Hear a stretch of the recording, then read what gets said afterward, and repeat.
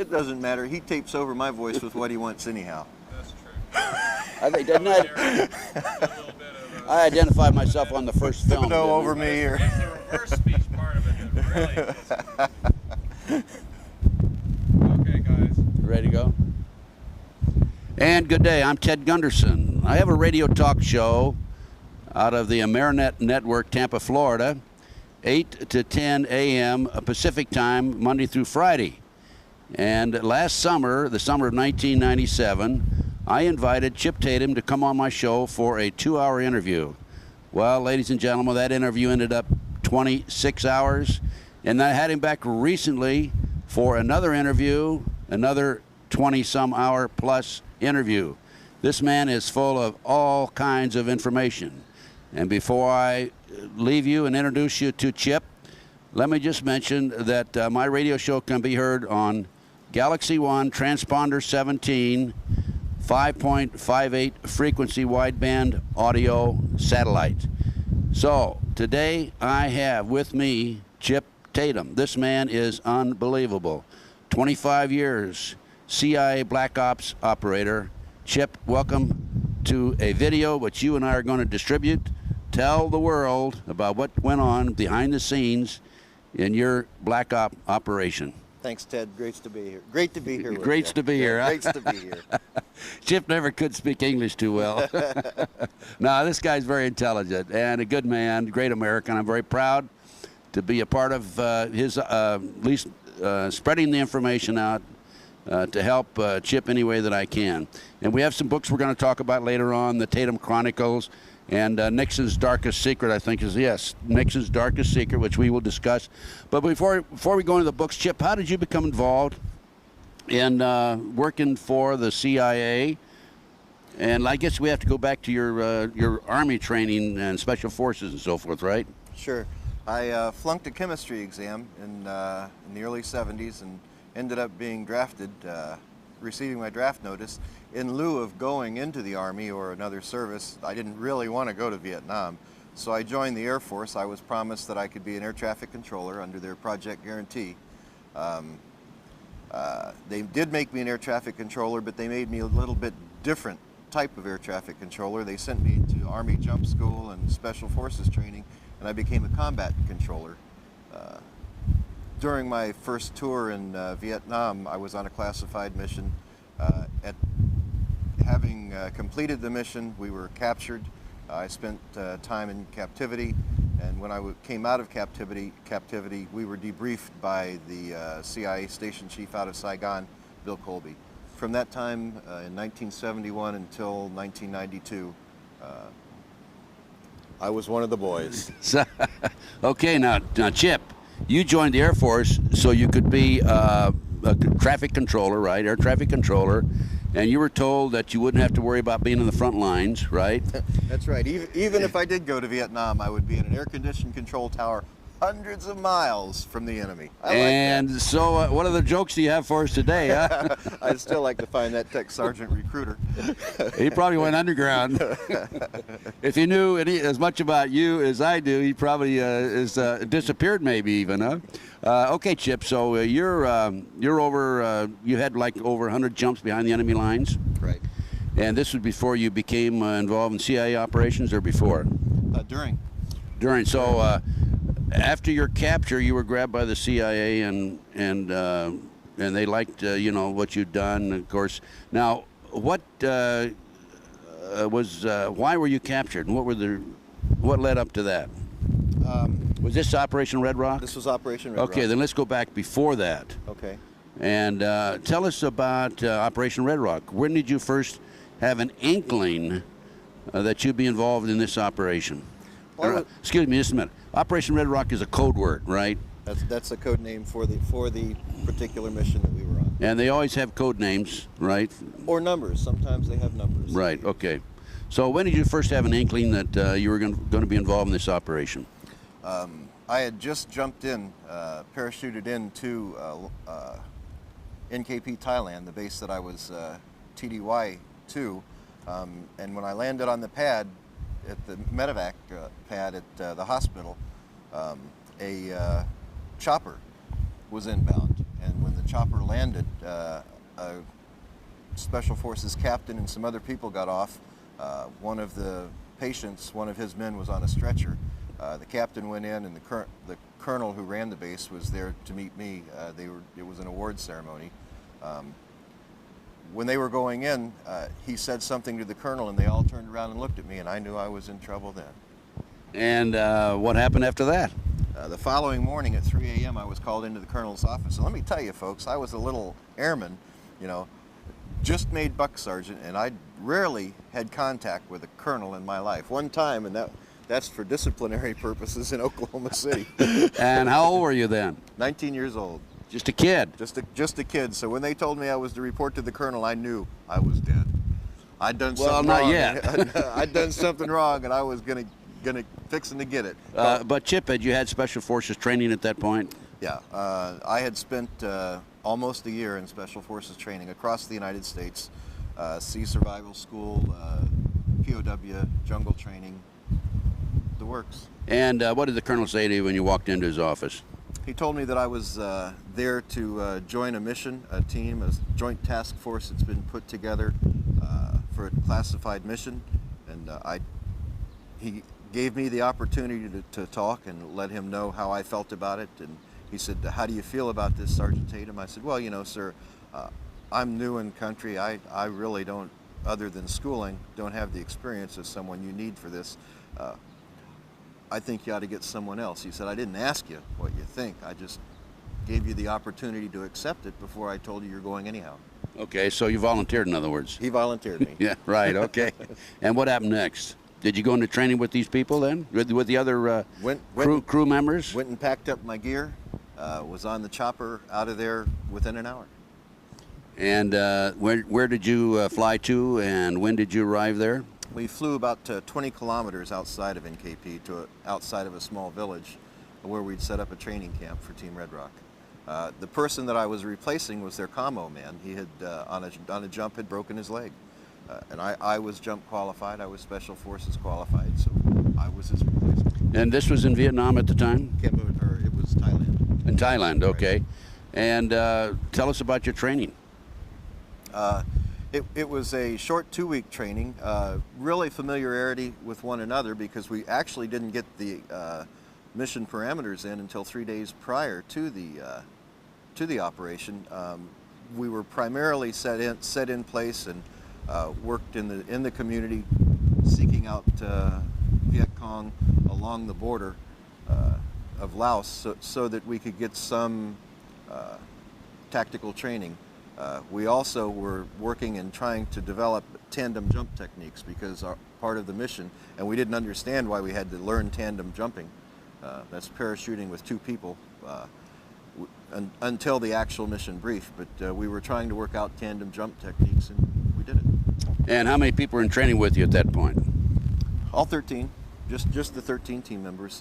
Then we brought in, for each team member, there was a North Vietnamese sapper that was brought in to train with us. They were our prisoners, prisoner of wars that we had captured in battle. And these were the ones that were going to jump with you? These were the ones that we weren't sure why we were jumping with them and working with them. All we knew is that these were the men that we were going to be doing something with at that point. Did you know any of these other crew members before this? No, like I say, I was the only Air Force member of the Air Force, and I'd just been in the Air Force for a year, so no one. And did they know each other? No. And normally that's done for compartmentalization, especially when you're talking about a highly classified mission. The worst thing you can have is a group of good old boys, and there's a reason for that, you know. In special operations, you can't have the influence of a friendship. It can clutter your mind and keep you from doing the mechanical operation that you were trained to do. Because conceivably you could be asked to kill one of your fellow associates or fellow soldiers too, right? They may under come certain to you, circumstances. They may come to you and tell you that he's a spy in the group and he needs to be taken out, and if you're his friend, you're going to be probably more apt not to do it than if you just didn't know him. And did you know the last names of these individuals? No. We all had code names. Mine, although they called me Bulldog in country, The actual code name I was given while I was there was Highway. Why? Any particular reason for highway? Our captain, team commander, would always explain to us, it's my way or the highway, and he'd tell the team that. Well, I was willing to take the highway. I wanted to leave, especially after I saw the kind of things they did. Those guys were crazy. For example? So I took the highway. Well, at one point they were saying how high the helicopter could go and jump without a parachute without getting hurt, you know. Just for fun. I mean, this was an in-country activity, and they had a contest every year where they would take and they just jump out of the helicopter as it was exiting the AO. Well, there were a few guys broke their legs on that one, weren't there? You bet. That's how Reddy, the guy I replaced, broke his leg. How high would they go, by the way? Well, I went high, and I was dizzy for about 2 hours. How high were you when you jumped?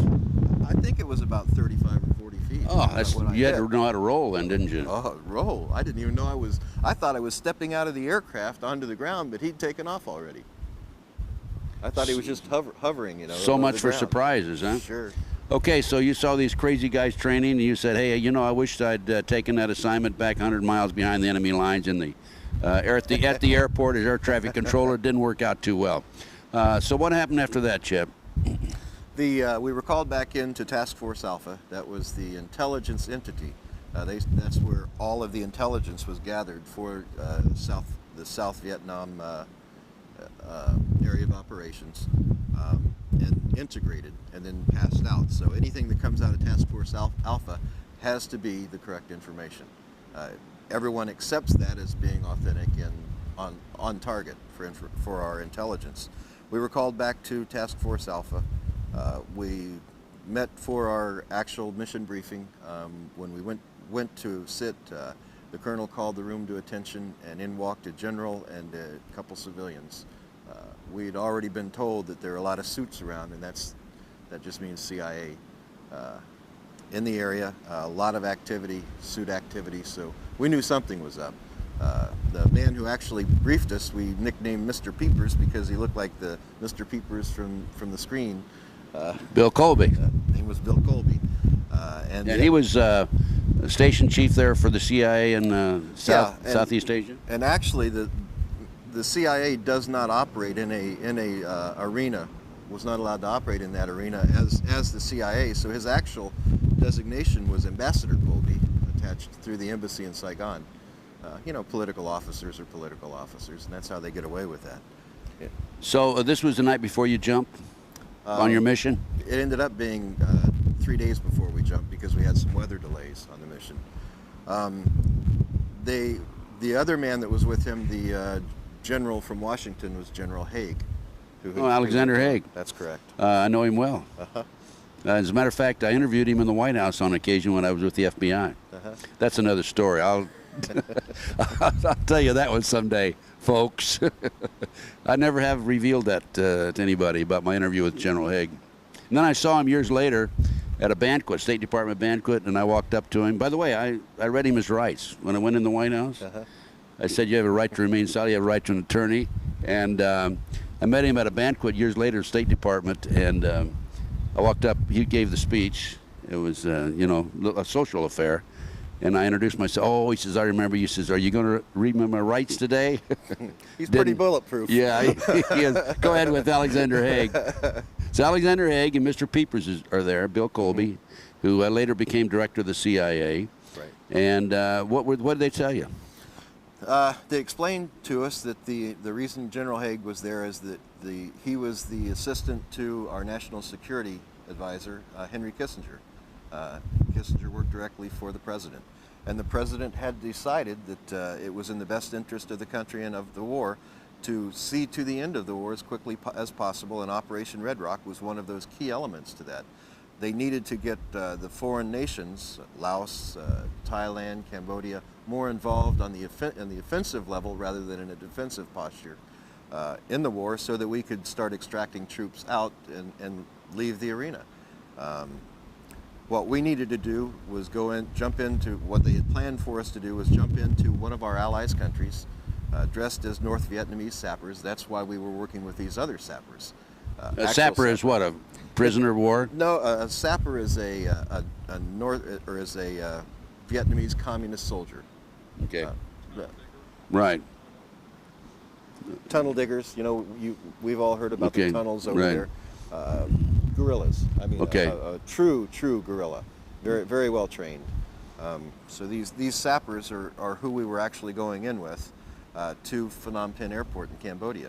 The reason it was decided to do this was Lon Nol, the CIA-placed premier of Cambodia at the time, was still fence setting. He just wouldn't get in a heavy offensive posture against the Chinese-led armies of North Vietnam.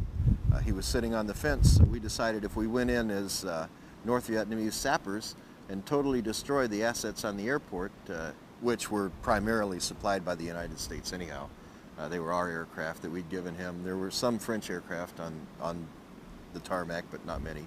If we would totally destroy those assets, it would make him realize that the North Vietnamese communists were actually coming in after his country now. And he'd get off the fence and ask us for help. Boy, it worked too. Well, you said we decided, you meaning people in Washington, D.C. decided. Nixon himself. This was actually Dr. Kissinger's plan. So Dr. Kissinger came up with this idea. Nixon approved it. He approved it with the statement after thorough thought that, and this was debriefed to me by Mr. Colby, that no one can ever know. No one can ever know what we've done to our allies. Otherwise, we wouldn't be trusted anywhere in the world. And was that the case? That was the case. No one could ever know what we had done. And when we were debriefed with a 25-year classification period. Well, you were debriefed years later? I was debriefed when I came out of the coma in the hospital in 1971. Okay. Now this is what year now again? Going back to the 1971. When you made the drop and you were debriefed. That's January of '71, and then I was debriefed in June of '71. Okay. Okay. So you made the drop with the sappers, right? Made the drop. It was a night jump out of a C-130. Night drop in. Just south of town. We made our way into Phnom Penh. We rendezvoused with our transportation. Our transportation was provided by Montagnards. Mountain men? Mountain men from Vietnam, special forces trained. Very good fighters, but the thing about Montagnards is if they saw that the platoon that they were working with, and the special forces platoons, or the recon groups they were working with, if they saw that they were going to lose, all of a sudden those guys disappeared into the forest. They weren't going to lose with them. Right. And they could negotiate those jungles like it was nothing. Now you were 13 men. Did you have 13 sappers? No, unfortunately we lost one sapper, and Snake just didn't get along with him. Neither did Pablo, but... Snake is code words for two of the guys in your crew. Snake and Pablo, yeah. They didn't get along with him. So we didn't go in with a full contingency of sappers. When we did jump in, the sappers had figured out that they weren't going in. We had told them, our interpreter told them that we were actually jumping in to turn them over and trade them for American prisoners, and they were in a release program. Well, they didn't believe that.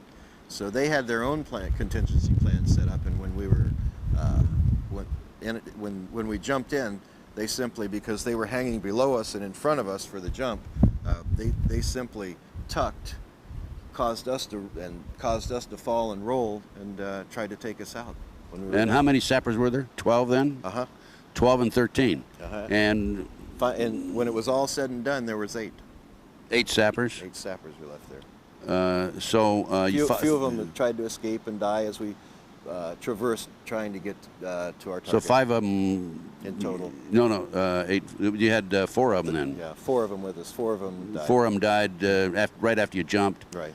Because they tried to overtake you. Now, what did you do with the others that were there that did survive? Well, we had to leave some evidence of who was providing the operation. We had to leave them on the airport, so we released them on the airport and gave them a fair chance to go, and then shot them. And in the meantime, did you commit your act of sabotage at the airport after that or before that?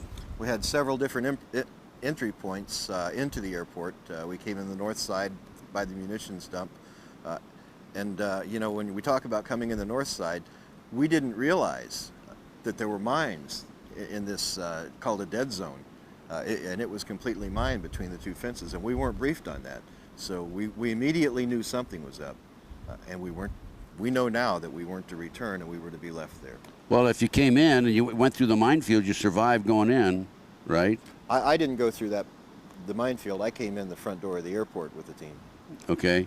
The ones that came in through the minefield, did they survive? Yes, the sapper didn't. Oh, I see. They sent a zapper out ahead of them? The sapper, when they figured out they were in a minefield, they let him go ahead to clear the mines. Okay. So you committed your act of sabotage. Yes.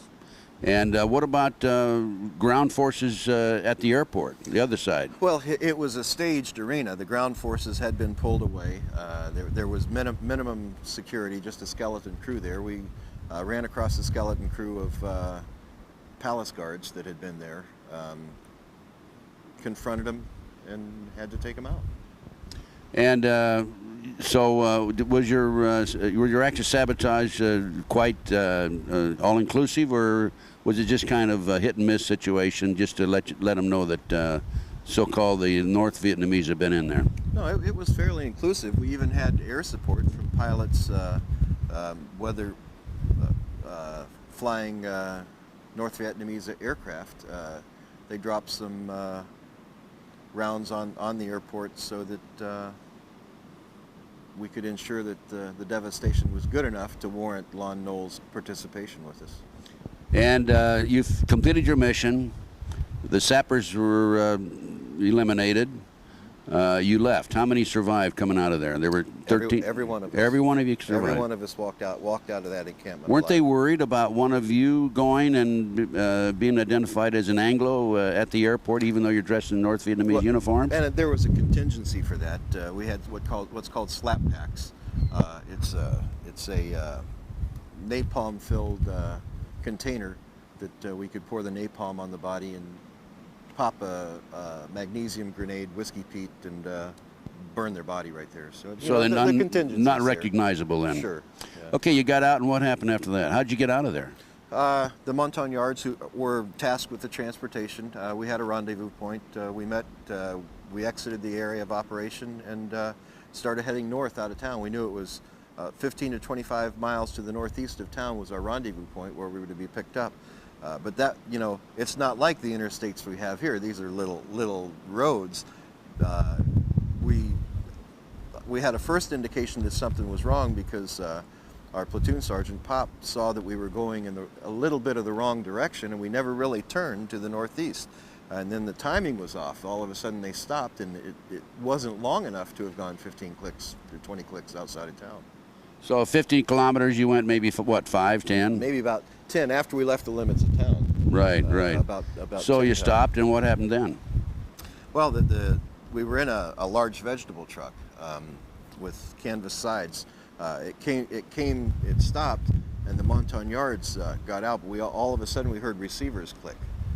They were loading their weapons.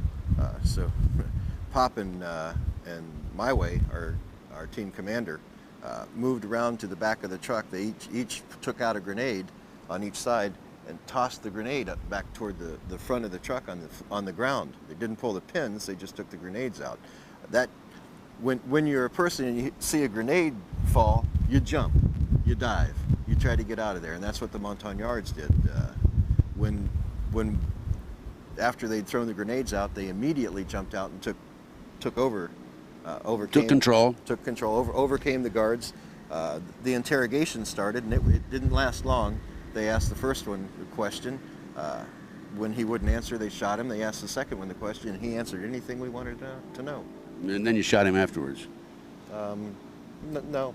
You didn't? Okay, I won't go into that. Okay, now, did you find any situation there, any contingency situation in looking around? I mean, well, as we looked why around, did they stop at that particular location? As we looked around, we went out into the field, and we found that there was a large hole that had been put in the ground, and that was going to be where they were. He told us.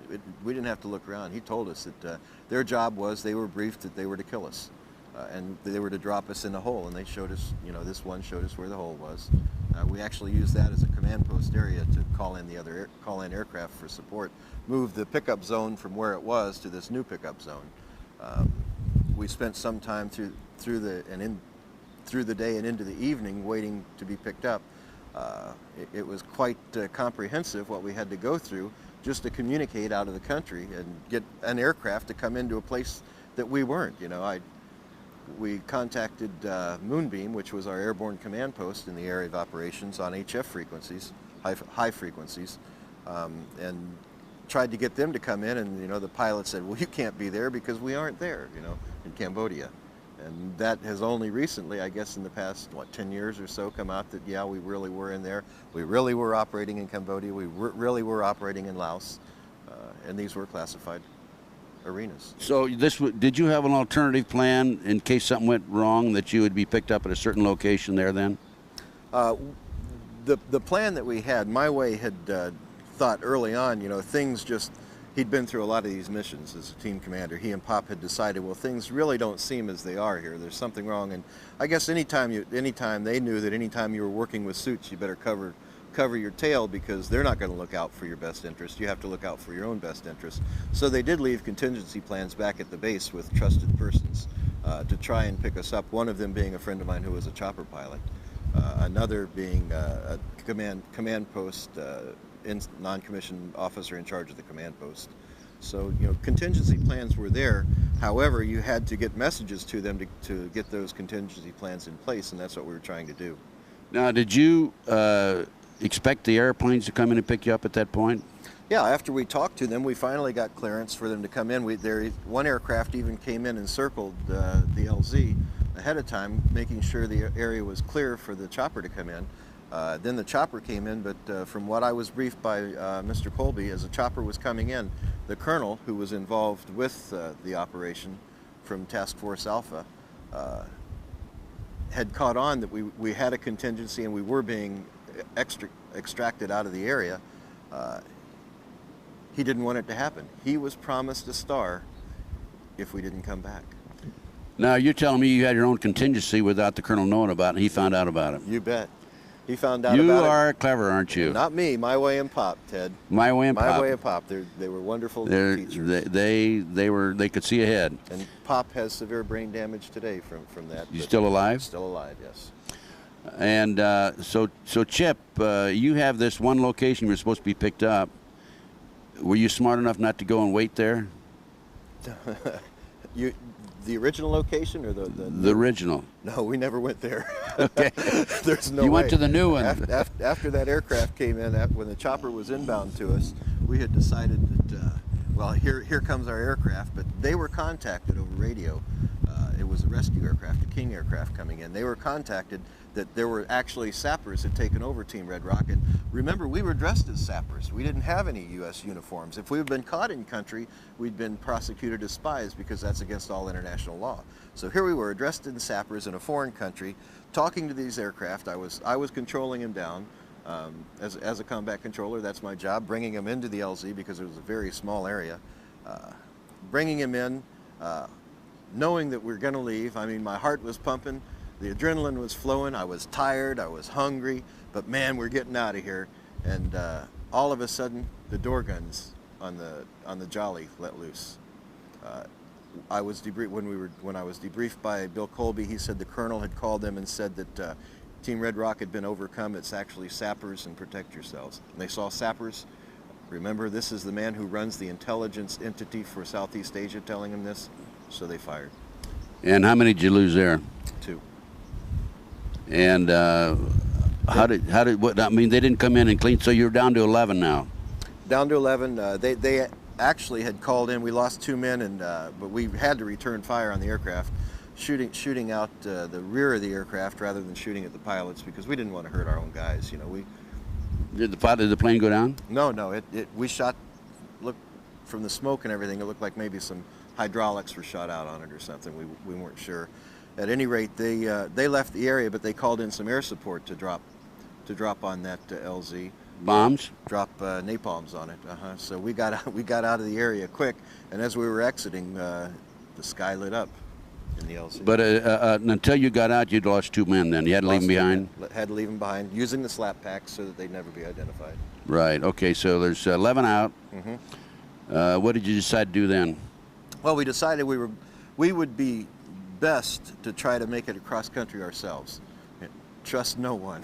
And that's the way these guys operated. You know, we had some of the best on that team. I was just a kid. I was a victim of circumstances in there, and I mean, I had never engaged the enemy before I had gotten on Team Red Rock. But I engaged the enemy almost hourly after I was with Team Red Rock. We traversed across the country going toward South Vietnam, toward the Cambodia-Vietnamese border. You're still in Cambodia. Still in Cambodia, trying to make it to the border. And you have to understand, Cambodia was a refuge for the North Vietnamese. They could come into South Vietnam, they could attack, and then they could pull back across that border. And we weren't allowed to come across that border into Cambodia to attack them, to take them out. So they could resupply, they could rest, recuperate, R&R, whatever, and then come back in.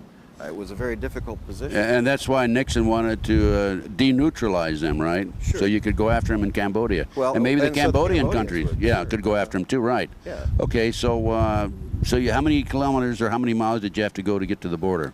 Well, we didn't have maps. We had no idea. We know that, well, it was from Phnom Penh all the way to the border. That's 200 miles. It took. We were out for weeks, trying to work our way through the jungles. We'd come across some teams, routine patrols, and we'd either evade them or we'd engage them. One Right. of the two. No, how about eating? How about food? Food was pretty easy to get. You know, as a survival, we'd come across villages too, and we get food from the villages. But You must have shocked the heck out of the villagers then, huh? no, we were still dressed as Oh, sappers. I see, yeah. But I mean, you know, you're a white man, right? Well, you know, we were Did you have thin. slanted eyes? We were thin, and we did have team members who, the one called the Kid was CIA, and he was Vietnamese. So you know, it wasn't that we didn't go into the villages ourselves. We'd stay back in the shadows of the forest area, and the Kid would go in and talk to him and get the food. And so you know, it wasn't.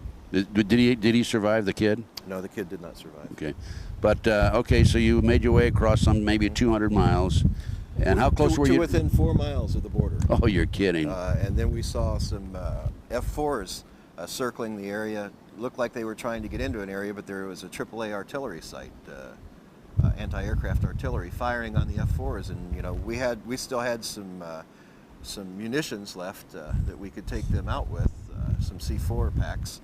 So we decided, hey, you know, we'll just take this out. And that was probably our greatest mistake. We didn't realize that we were in the middle of almost a battalion-size contingency of North Vietnamese. Battalion size being how many troops? I have no idea. I know that as we counted troops and as we passed encampments, easily over 2,000. And here's 11 men trying to survive 4 miles from the border, and you decided to take this anti-aircraft. Blew it to hell and back too. I guess you did, but that was a mistake because that brought a lot of undue and unnecessary pressure on you, and obviously they started looking around for, hey, where'd this come from, right? Yeah, and as we'd walk across paddies, the patrols would be coming one way, and you know, we dressed as sappers, you know, didn't have U.S. Munitions with us. All of our munitions were Chinese AKs and so forth. So we would be traversing one side of the paddy while this other team would come across, and Kid would be there and salute them, you know, and hail them, and we just keep walking, you know. But however, one time we came right up to the forest area and we came face to face, and here's this kind of face looking directly into a North Vietnamese lieutenant, and we were in trouble. Obviously. Did you go into combat then, or did you try to? Went right into combat then. Oops, let me see, where's that AK whatever, You huh? know, they didn't have enough bullets in those for me. My way used to tell me, you know, I was a white knuckle firer because I'd hold that trigger down and melt that barrel. The clips just weren't big enough for me. So you had hand-to-hand at that point? I had hand-to-hand. I'd melted barrels. We actually ran out of ammunition. We had to overtake other patrols to restock ourselves. I mean, these guys were good. They were the best, Ted. They were true American heroes, doing their job as best they could. Don't you think there's someday, Chip, that we can honor these men, but there's no way of knowing their last names, is there? Well, you know, Pop knows a couple of them, and I think that someday he may be willing to do that. He does have severe neurological problems. He's able to talk. He knows me.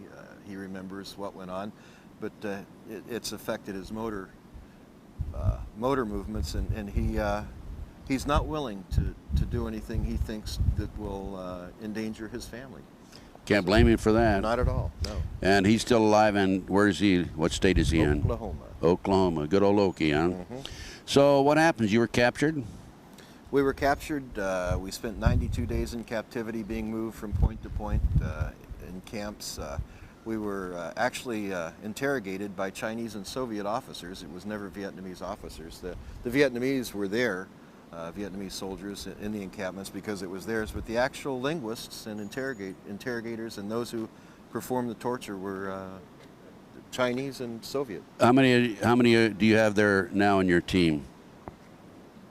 I believe 10, maybe 9 ended up in captivity. So you lost 2 along the way. And where did they incarcerate you? They started moving us in the jungles along the border area, not knowing that we were only 4 kilometers from the border. We just know we were being moved.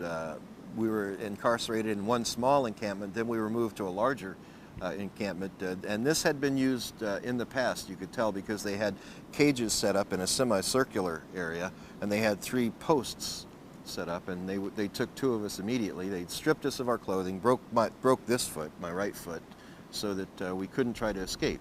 You know. They break everybody's foot? Broke everyone's. Well, they didn't break. One of the guys was already unconscious, and they didn't break his foot, but they broke all of our feet, 1 foot anyhow. Stripped us of our clothing and put us in these cages. Two of our guys they put on the posts, and we thought that they would be tortured right away, but they weren't. They put them on those posts so that we could watch them as they suffered up there. They weren't given food. They weren't given water. The rest of us were given some water and some food on occasion.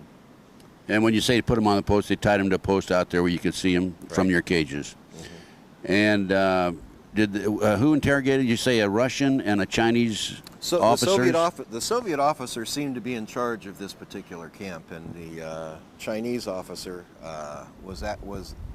his cohort was actually the man who administered the torture. Once that started. Do you want to go into the torture at all, or would you prefer not to? Yeah, I thought so. How about how many men were tortured? Were you all tortured? We were all tortured, and when it was all said and done, there were 3 of us alive. When we were finally released, I shouldn't even say released. You were rescued, actually. We were rescued by a Marine Recon Patrol, and boy, I'll tell you, I love those guys. I guess you do. All you Marine Recons out there, aces up, buddies. That's the only reason I'm alive today. Well, so there are 3 of us survived. So 13 came out of the Cambodian airport. You lost 2 from friendly skies, friendly fire. And then across the jungle, you lost 2 more, and now you're down to what, 8? Had 8, and we ended up losing the Montagnard that was with us, that we'd pulled with us. he was ready to start squealing and tell who we were, so we decided loose lips sink ships from the old briefing days, so they just took him out. We took him out ourselves. Okay, this is before you were captured then? No, after we were captured. Oh, did you? Okay, okay. We were bringing him back to put in front of that colonel before these guys did to that colonel what they intended to do to him. Okay.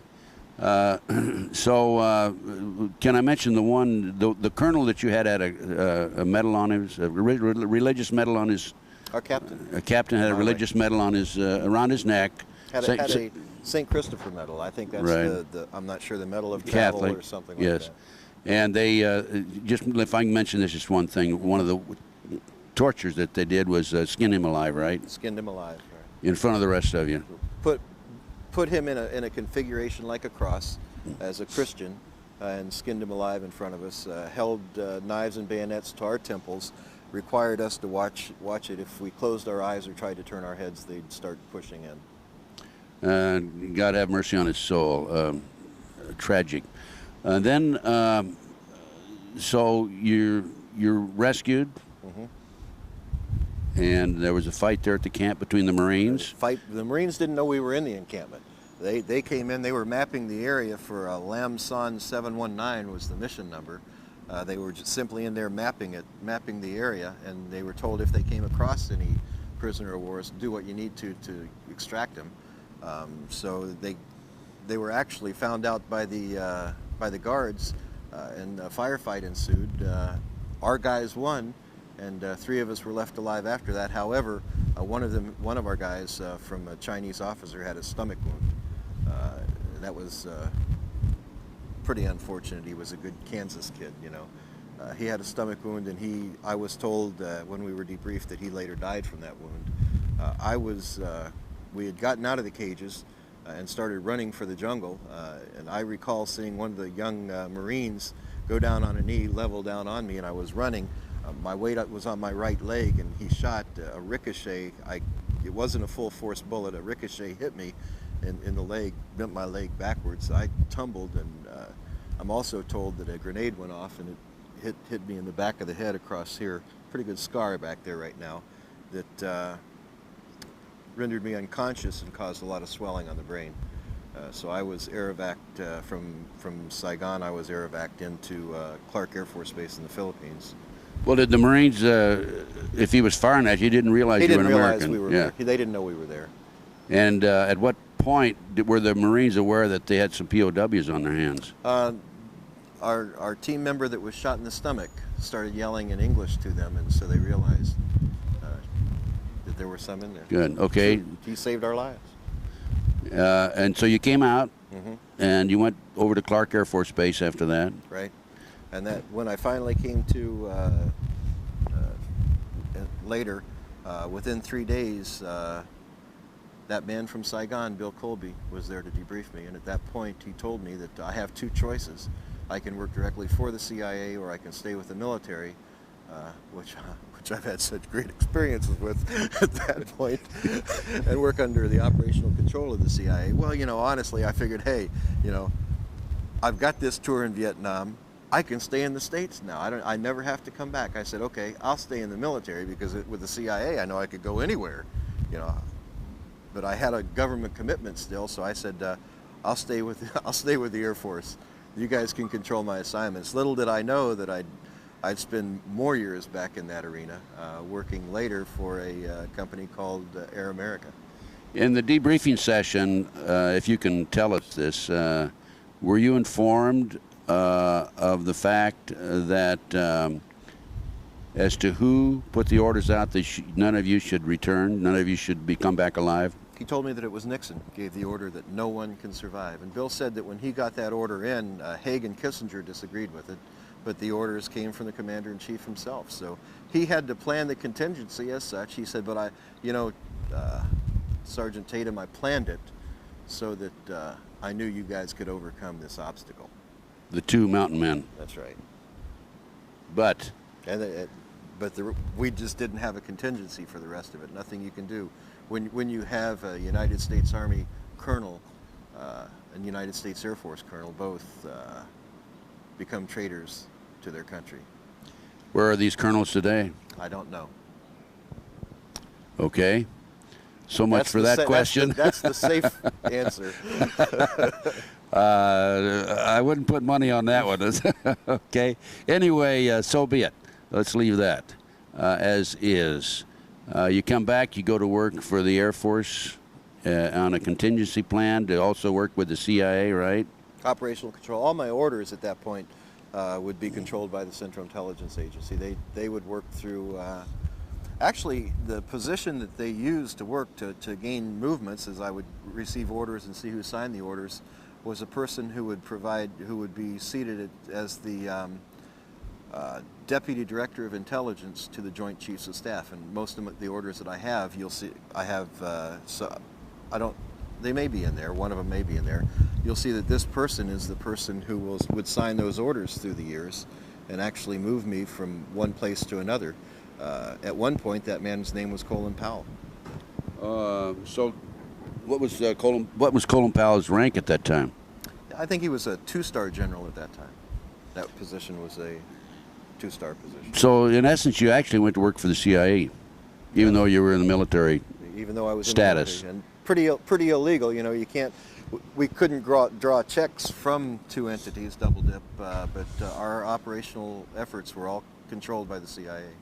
And what were your assignments after that? You came back, you recovered, you gained your health back.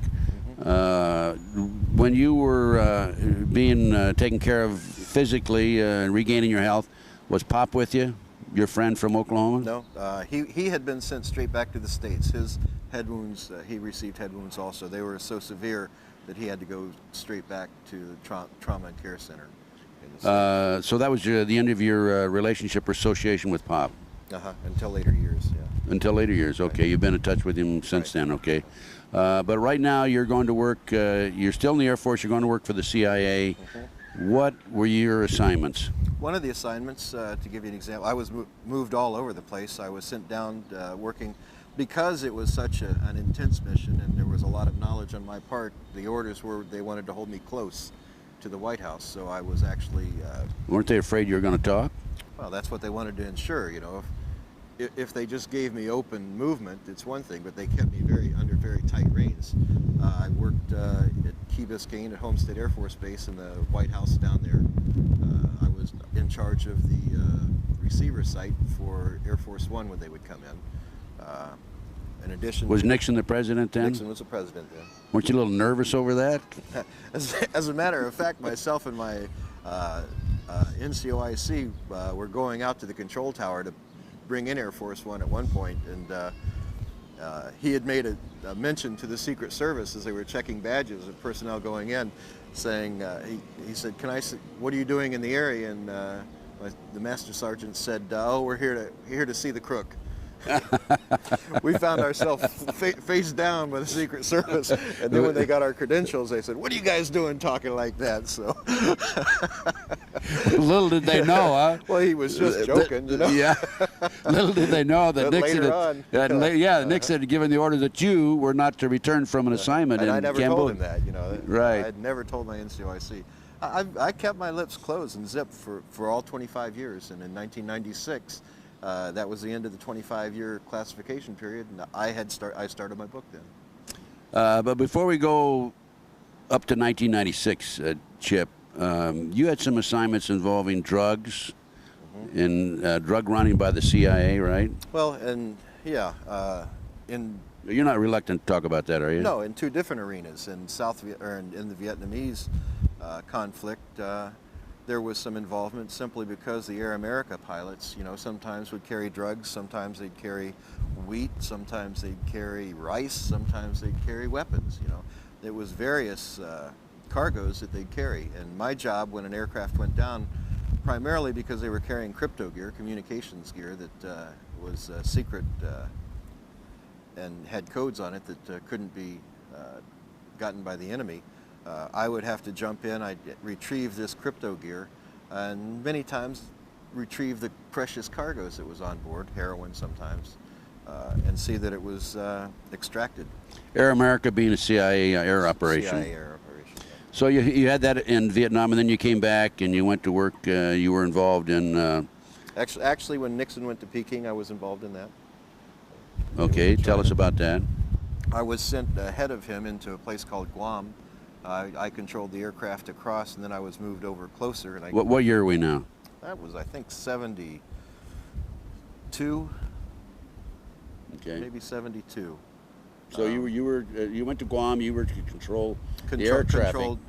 Controlled the Air Force One across, and then we were also one of the primary communication stations. I was moved to a place that we use today even as a primary commo spot, and I can't give that place away, but it's very close to China, to the Chinese border. Then we were moved there to maintain contact in case there was an emergency so we could put fighters in. And but that was it. I mean, basically you were just guiding the plane. I mean, keeping the lanes open so no other aircraft would be in that air lane, right? We'd keep aircraft 25 miles from Air Force One. We'd have two fighter aircraft in front of Air Force One, two fighters to the rear, and have rescue aircraft up in different locations along the way. And, okay, there's nothing unusual about him going to Peking, though, was there? No, nothing at all. Okay. Other than he's the first president, you know. To go to China. Right, and now going along with him with open access was Dr. Kissinger, so. Right. Okay, let's go back to your CIA activity in South America, in Central America? In 1978, I actually left service of the government. Bill Colby had, being my handler, had moved on in the early 70s to Washington to take a position, and ultimately became the director of the CIA. He maintained, because of the sensitivity of what I knew from that mission, he maintained direct control over me. And when he passed the baton on to the new director of the CIA, that new director called me back out of the field. I was in Yugoslavia at the time. Colby debriefed me, and Mr. Bush rebriefed me.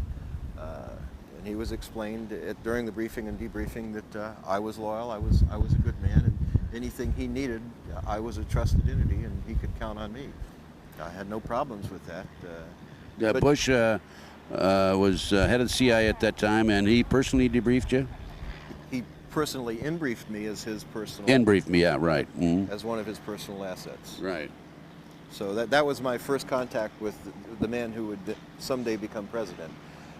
Bill had become a good friend, Colby, through the years, and worked with me, trained me, taught me the ropes, and he told me, he said, Chip, you know, you do have some enemies in Washington.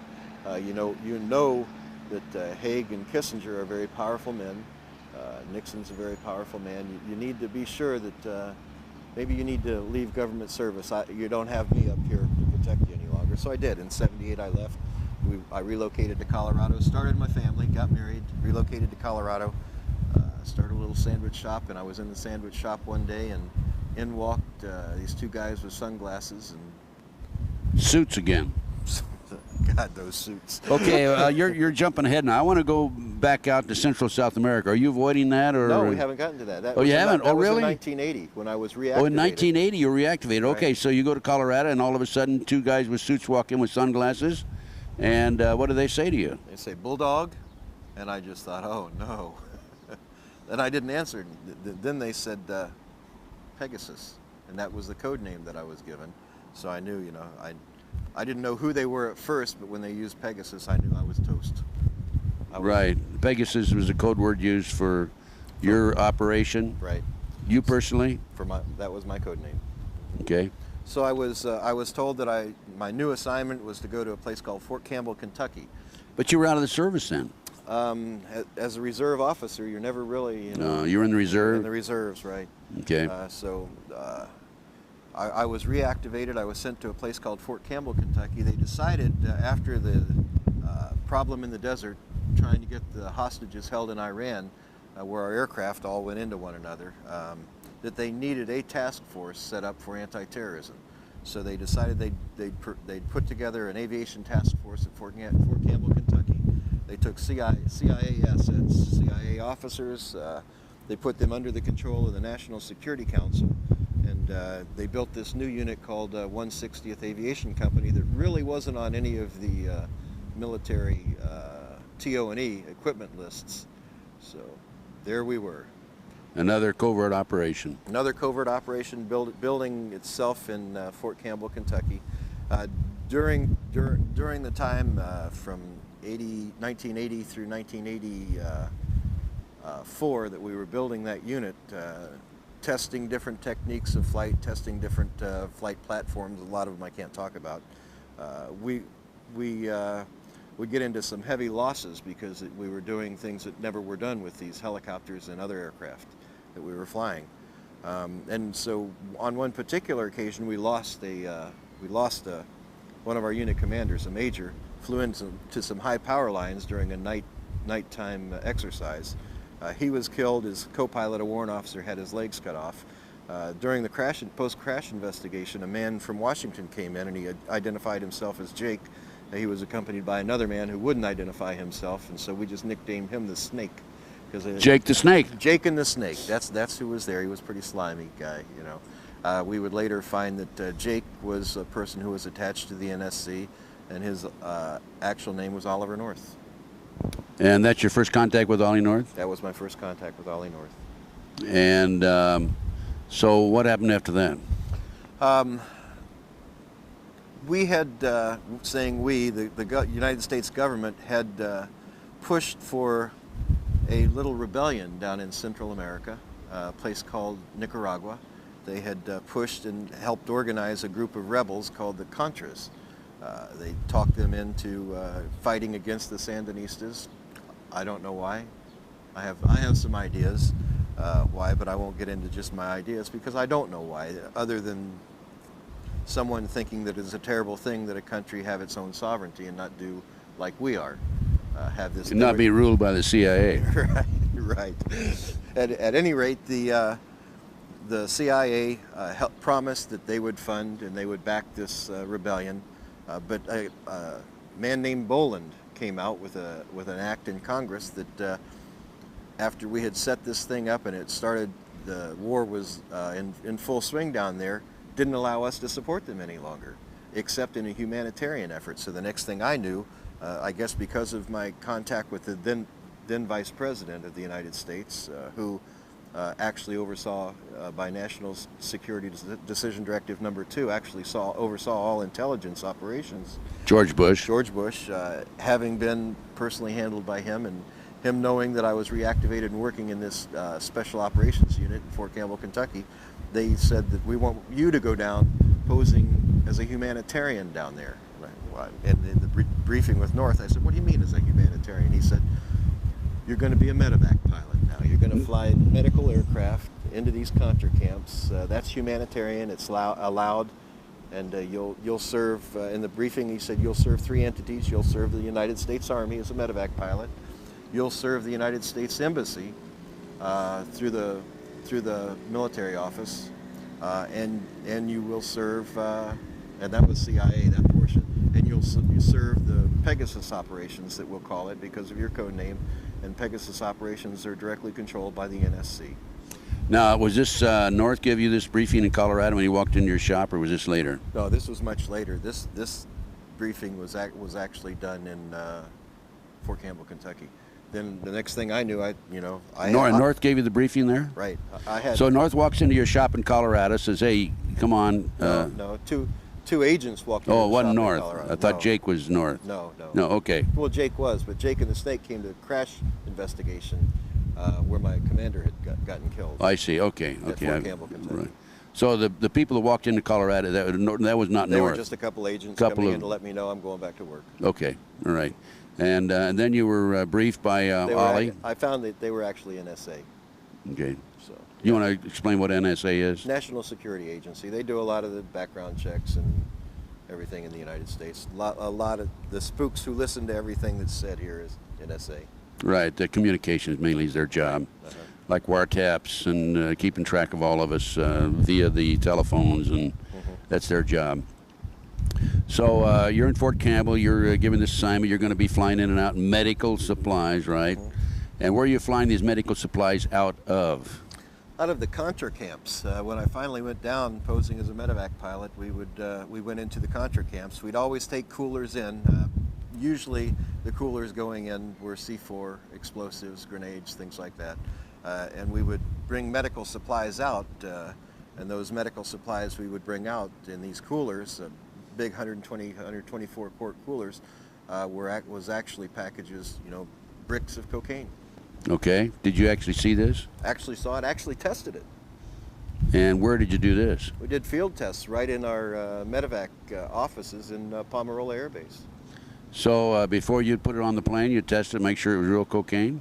No, we tested them on several occasions. We didn't test every package, but some occasions they were delivered to our operations headquarters at Pomerola to take to an aircraft at a different location to fly out of the country. And whenever that happened, I would actually do a field test on it right there. On occasion, when I could get away with it without anyone seeing me, I'd do a field test on the aircraft. That was pretty hard to do. Chip, you're flying out of what airfield in the United States? In Honduras, we were flying out of the Contra camps into 3 airfields. One was San Lorenzo, one was Pomerola, and the other was in the northern part of the country called La Mesa. From there, the coolers were picked up by C-130s, C-141s, or civilian 123s. C-123s run by a company called Corporate Air Services out of Ilopango Air Base in San Salvador. Corporate Air Services also being CIA. CIA. And they were flown back into the States, I would find on a meeting on March 24th, 1985, that there were actually 3 different legs that stuff was moved on, and those legs were into Ohio, into Colorado, and into a little place in the center of the country in 1985 called Arkansas. What airfield in Arkansas? I know that there were 2 airfields in Arkansas. One was Arkansas Air Force Base, and the other one was a place called Mina. And how about in Ohio? In the Dayton, Ohio, and then in Colorado it was into Lamar, Colorado, and Pueblo, Colorado. So you learned that the drugs are coming in then? Oh yeah. Cocaine? Yeah. On CIA planes? Everything went through Panama, and then from Panama it was distributed out. Were they CIA planes or military planes? Military and CIA. Both, huh? Yeah. Now, you tested it personally. Do you have any documents that would indicate that this is so? Yes. Oh, you do? Yes. I had no idea. Of course I did. Of course I did. That was a loaded question, Chip. I know it was. I knew the answer to that before I asked it. Okay, tell us about that. When I started finding the cocaine on board the aircraft, I decided, hey, you know, this could go one of 2 ways. They could set us up pretty darn quick here if they ever wanted to get rid of us. Because of our knowledge, and especially because of my knowledge, because Bill had told me, you know, Chip, watch your butt, buddy. You know, you have some real enemies here in Washington. So what I did is we would be required to file flight plans when we'd leave Pomerola Air Base, where we based out of in Honduras. We'd file flight plans, and when we'd come back, I'd go to base operations and write on the back of that flight plan what we found, where we took it, who was on board the aircraft, and what went on during the flight. Basically, I debrief right on the back of flight plans. When a trusted Honduran official, who happened to be the brother of the Honduran Army Chief of Staff, saw what I was doing, he said, "We're going to keep these, you know, in a safe place. This is our insurance, Chip." I said, "Oh, okay." And those notes are available in, right? Tatum Chronicles. In the Tatum Chronicles. I'm sorry, those notes are available in the Tatum Chronicles. I went back to Honduras in 1985 and picked up those certified copies that are in those. In the Tatum Chronicles, it talks about all the people that you've heard of today involved in Honduras, involved in the Contra cocaine issues. Not only that, it also talks about persons before it even happened, because these are certified copies that were sealed in 1985 by Honduran officials. It talks about people who needed to be neutralized and assassinated, and who later were killed. And Chip, what'd you do with these documents, besides hiding them around the world? I also published them in the Tatum Chronicles when I was charged with treason. I was told to give these documents up, or I'd be charged with treason and be put to death or spend life imprisonment. So I called the Secret Service officers that came in and told me that were tasked to tell me this by the president, and I called them in and I said, "Okay, boys, I've got the documents for you, come get them." In the meantime, we published this, sent it to the White House Library, sent it to the White House, to James Dorskin is his name, the personal assistant to the President, Clinton, sent it to Mr. Bush, sent it to others involved, and to Capitol Hill, and then I gave these guys the copy, the Secret Service agents, and they said, "You just signed your death warrant." I said, "Kill me, boys. Let's go." And I might also mention that you had some other papers and other documents you held back, right? You know, over 25 years, I was able to compile quite an insurance policy. These documents are nothing compared to those documents. I feel comfortable in coming forward with these, and the only reason I'm coming forward with these, I had no intention of ever doing anything with these, but when they went after my wife, they went after an American citizen, and that's unacceptable in my mind. Going after other foreign intelligence officers, foreign politicians and all, you know, that's just part of the spook business. That's what we did in counter-espionage, but you don't do that against our own citizens. When you try to neutralize an American citizen, you've gone against everything I believe is right, and I'll do everything I can to expose the men involved. Now, you have other documents around the world, right? You have videos and printed matter. Videos, audios that have been placed on the videos, many video clips of different meetings I've attended, different orders being given, documents that have been put on the video. You know, technology is great, Ted.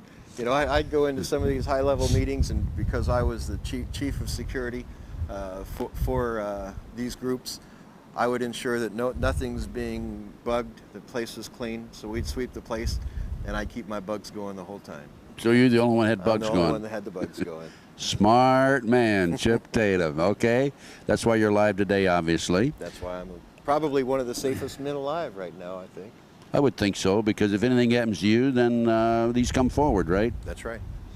And Chip, I want to come back to this in just a minute, but I want to go back to Central South America, CIA drug running, et cetera, et cetera. Did you have any personal conversations with Ollie North after Fort Campbell? Sure. On one particular occasion, well, on many occasions, Ollie was down there. I also called him through White House Switch and told him that I found drugs on board the aircraft. I said, you know, Colonel North, what is this? You know, we have drugs on board these aircraft. What are they doing on the aircraft? He said they were, excuse me, evidence bound for world courts to prosecute the Sandinistas. How many tons of evidence did you have? 8. 8 tons? Couldn't they just take a sample? Well, it got worse than that. I would go into these Contra camps, and here would be these large fuel pods that had the tops cut off, and they had they were gelling their own stuff there. You know, they couldn't get enough bazuco, which was the paste used to make cocaine. They couldn't get enough of it from the Medellin cartel that they had ties with. Coming up from Peru, so they started bringing bales of their own leaves and bales of little green pods. You know, I couldn't figure out what these little green pods were. Who's they? The man who was in charge of bringing everything up was a man named Ramon Navarro. He was dressed as a lieutenant colonel in some military. I didn't figure out what uniform he was wearing. Could have been a cabbie uniform, I don't know. But Ramon Navarro, and he would later be killed in 1991. Just before he was scheduled to testify in the Noriega case. And what about Ollie North? Besides your telephone conversation Ollie with North him? was in country on several occasions, and on April 12th, even the Vice President Bush was in country. That April was 12th, what year? 1985. And were North and Bush together? Not together in the same encampment at that time, no. North was there, but... So in talking to Ollie North personally, other than the telephone conversation, what was said in regard to drugs being brought in by the CIA and on the Army? In one cocaine kitchen, as he was talking to Amir Amnir and another intelligence officer, he told them that one more year of this and we can all retire. Now, you heard that conversation? I taped that conversation. Oh, very good. You taped that conversation. Yes, I did. And what other conversations could you tell us about as far as Ollie North is concerned? Well, not only conversations. You know, Ollie was... He loved to be the center of attention, so one particular occasion we had him standing at a cocaine press trying to pressing the bricks. In this Sandinista camp? I don't think so. It was, they called these the North camps because North set them up. And how many such bases were set up? There were about 5 of the kitchens that were set up.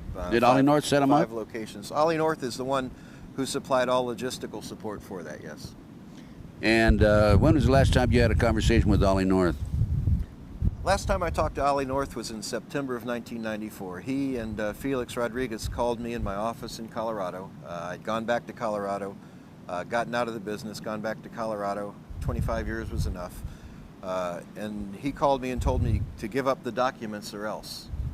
The documents that you had in hiding? Those flight plans and so forth. Yeah, but had you already printed? No.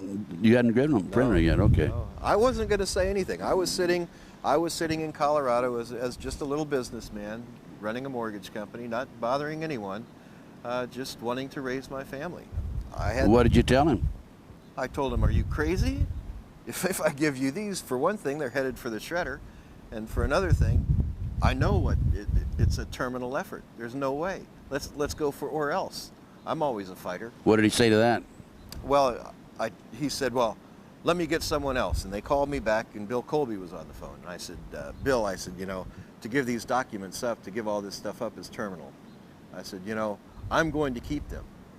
And he said, "Well, you know, then we're going to have to hit your credibility." I said, "Okay, hit my credibility. What do you want me to do?" He said, "Well, walk into the U.S. Attorney's office and just tell him you did something wrong. So I did. I What'd you tell him? Walked into the U.S. Attorney's office. I wired myself some money out of an account down across the state line, and then into my corporation. Then I took it out, and put it into my personal account. And because in the mortgage business that can be considered embezzlement. Embezzlement. I told him that I participated in wire fraud. Arrest me, please. And so they did, but then they found out, once they put the attorney on it, they found out, well, you know, it's really not, the mortgage industry really isn't regulated in Colorado. I said, listen, I'm going to admit to this, because they said that they wanted to involve my wife in it. I said, but you guys have to promise you leave her out of this. They said, okay. I said, let's go forward with the pleading. So I stood in front of a federal judge, and I said, and he asked me if I did this, and I said, yes. But before I said yes, I leaned over and I asked the U.S. Attorney, my wife's going to stay clear, and she said yes. And so I said, okay, I'll sign the plea agreement, Your Honor. And he said, and it's part of testimony, he really didn't want to go forward with it. He said, you know, this really doesn't, and I said, Your Honor, believe me, I wired those funds, I took those funds, I spent them. How much money involved? $70,000 of my money. Of your own money, huh? Of my own money. Okay, but they didn't leave your wife alone. They didn't. They came after her, and so when I went before the judge for sentencing, I told him at that time, you know, I didn't want to go forward with it. I'd like to withdraw the plea. But it was too late at that point. He said, the thing to do is, after this is all done, you can go ahead and ask that the plea be withdrawn at the appeals court. And that's where we're at now. And you're getting ready in a couple of days to go in. You've appealed it. The appellate level, you're going to have a decision in about 2 more days, right? On the 24th of February. Are you looking at prison time? No, I don't think so. I've already spent 2 years of that time in prison, and I don't think that they want me back in prison. I really don't think they want me back in prison. They want you to be quiet. I was due to do 47 months, and the last thing they wanted was me in prison, simply because there were death threats against me in prison, and 2 NSA officers came in to see me when I was in prison at Jessup and told me that the warden advised them that there were people that wanted to kill me from the Mexican Mafia and the Crips and the Bloods, that I had crossed them the wrong way, I'd hurt some of their men. Actually, I didn't. I wasn't offensive toward them. They have their little scams that go on, and I wouldn't participate. So their enforcers, one of their enforcers, I broke his leg, and they didn't like that. So they had a hit out on me, a contract in prison to take me out. And the NSA came in and said, you can't allow this to happen. If you're killed, those tapes will come forward. And I said, that's right. And they said, well, you got to give us the tapes. I said, kids, are you crazy? And it's unbelievable. They send such young kids in. At least they could send somebody mature, you know, that I would have a little respect for. But they send them young and dumb. That's the way they do it. Well, there's 2 factions in the CIA, I understand now. The graybeards and what do they call the other faction? The snot-nosed Bush kids? Yeah, that's it. Snot-nosed Clinton. Snot-nosed Clinton now, huh? Snot-nosed Clinton. Okay, Chip. So didn't they charge you with treason at one point?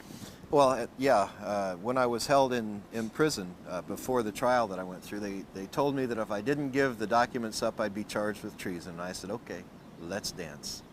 And that's when I actually published this, gave them their copies, and went forward and right in the Tatum Chronicles. I mean, the Tampa Tribune caught on to it pretty quick, and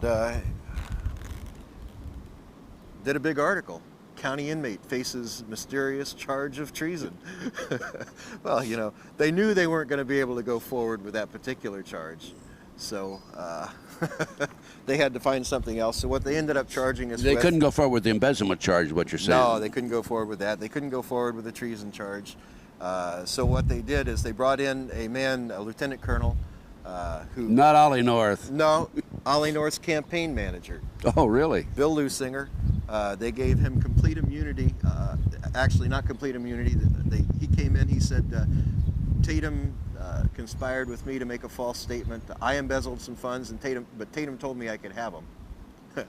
Got you for conspiracy again. Got me for conspiracy because a person came forward and said that an overt act had taken place. Well, no, he'd been convicted himself, right, He had of been convicted embezzlement. of bank fraud and embezzlement and everything Okay, else. and so what did he do? Make a deal with the government to get his sentence reduced if he come in and lie about it? It's better than that. He was facing 20 years for his stuff, but if he came in and told a good enough lie, he would get 6 months and it would be expunged from his record. Is he out? He actually got 6 weeks, yes, and it was expunged from his record. And he didn't have to pay back the 80 grand or whatever it was. So he's a rich man. Oh, yeah. Within reason, that is. Chip, before I want to let's continue now with the problems involving the court and so forth. Anything else you want to mention? They came after Nancy, your wife. By the way, let me mention, folks, there's a separate interview with Nancy Tatum, which goes into detail, and we talk about Nancy's new book, Joining Club Fed. Joining Club Fed. And that's worth checking out and purchasing and reading because that substantiates and corroborates what Chip is telling us here right today. Is there anything else you want to mention about the court proceedings?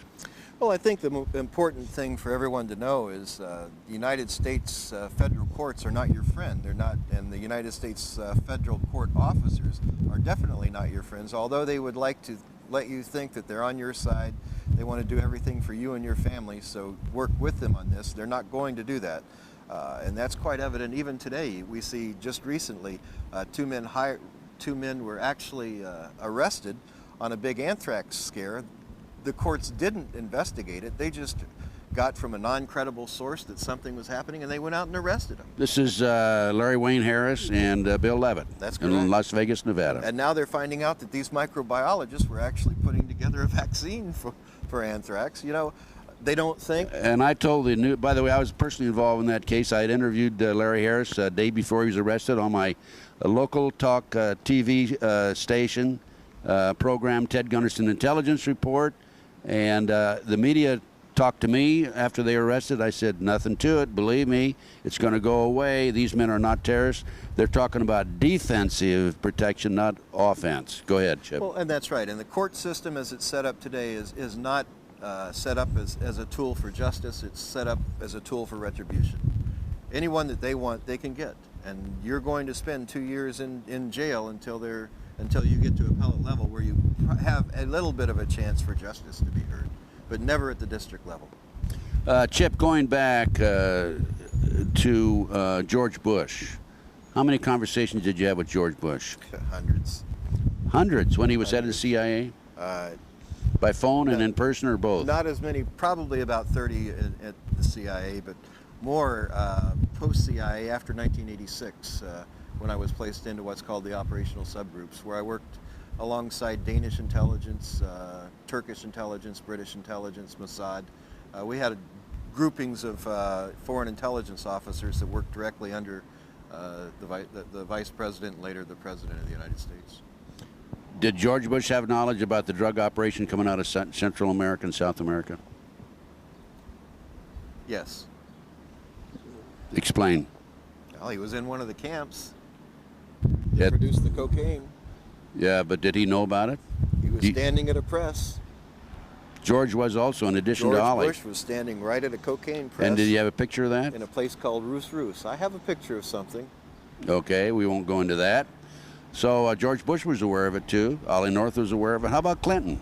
Bush was absolutely aware of it, and I can say that because on the 24th of March 1985, William Barr, who would later become Attorney General. Attorney General, know him well, yeah. know of him well. William Barr actually called Vice President Bush via SATCOM and talked to him about the loss of over $100 million in assets of the enterprise. And we all know the enterprise today as being the company that, or the operation that Ollie North set up. $100 million? And who got their grubby hands on that? It was decided that there were three entities involved, not one particular person, but Noriega had involvement, that Barry Seal had involvement, and that the governor of Arkansas, who was involved in it at the time, Bill Clinton, had involvement in it. And of the three, Seal has been murdered. Noriega's in jail. Noriega was to be murdered, though, during yeah, the assault they took the troops down there in '89 to eliminate him, and he survived by going into, I think, a Catholic church, didn't he? Or Right. Well, Bobby Hunt, SEAL Team 2 commander, had orders to go in and shoot Noriega when he tried to get out at the airport. He never showed up there because we told him ahead of time. The CIA told him he's a friend of the CIA. He was an enemy of Bush. That's nothing more than a business deal gone bad. We let him know ahead of time that there was a contingency coming in to assassinate him, needed to get to a safe house. So he chose that particular church as a safe house. the Catholic church. Catholic church got cameras out there so that he was safe. And now the only one that's left is Bill Clinton. And did Bill Clinton take the $200 million, $100 million, whatever it was? He got a large portion of it, very large portion of it. However, you know, I'm going to tell you now, Bush is a very vindictive man. I don't think that Clinton's out of the water with it. You know, I think he's still in some hot water, and that could be a lot of the pressure that he's seeing today. It may be a little bit of a vendetta to get even. You never have to get even tomorrow, Ted. In the business that we're in, you never push for something to happen right away unless there's an operational need for that. Time is always on your side. Time down the road, whatever. You're talking about the Monica Lewinsky situation, right? Maybe that has something, maybe it doesn't. If you look historically, I know that I was told that Bush was going to leave bugs in the White House when he left.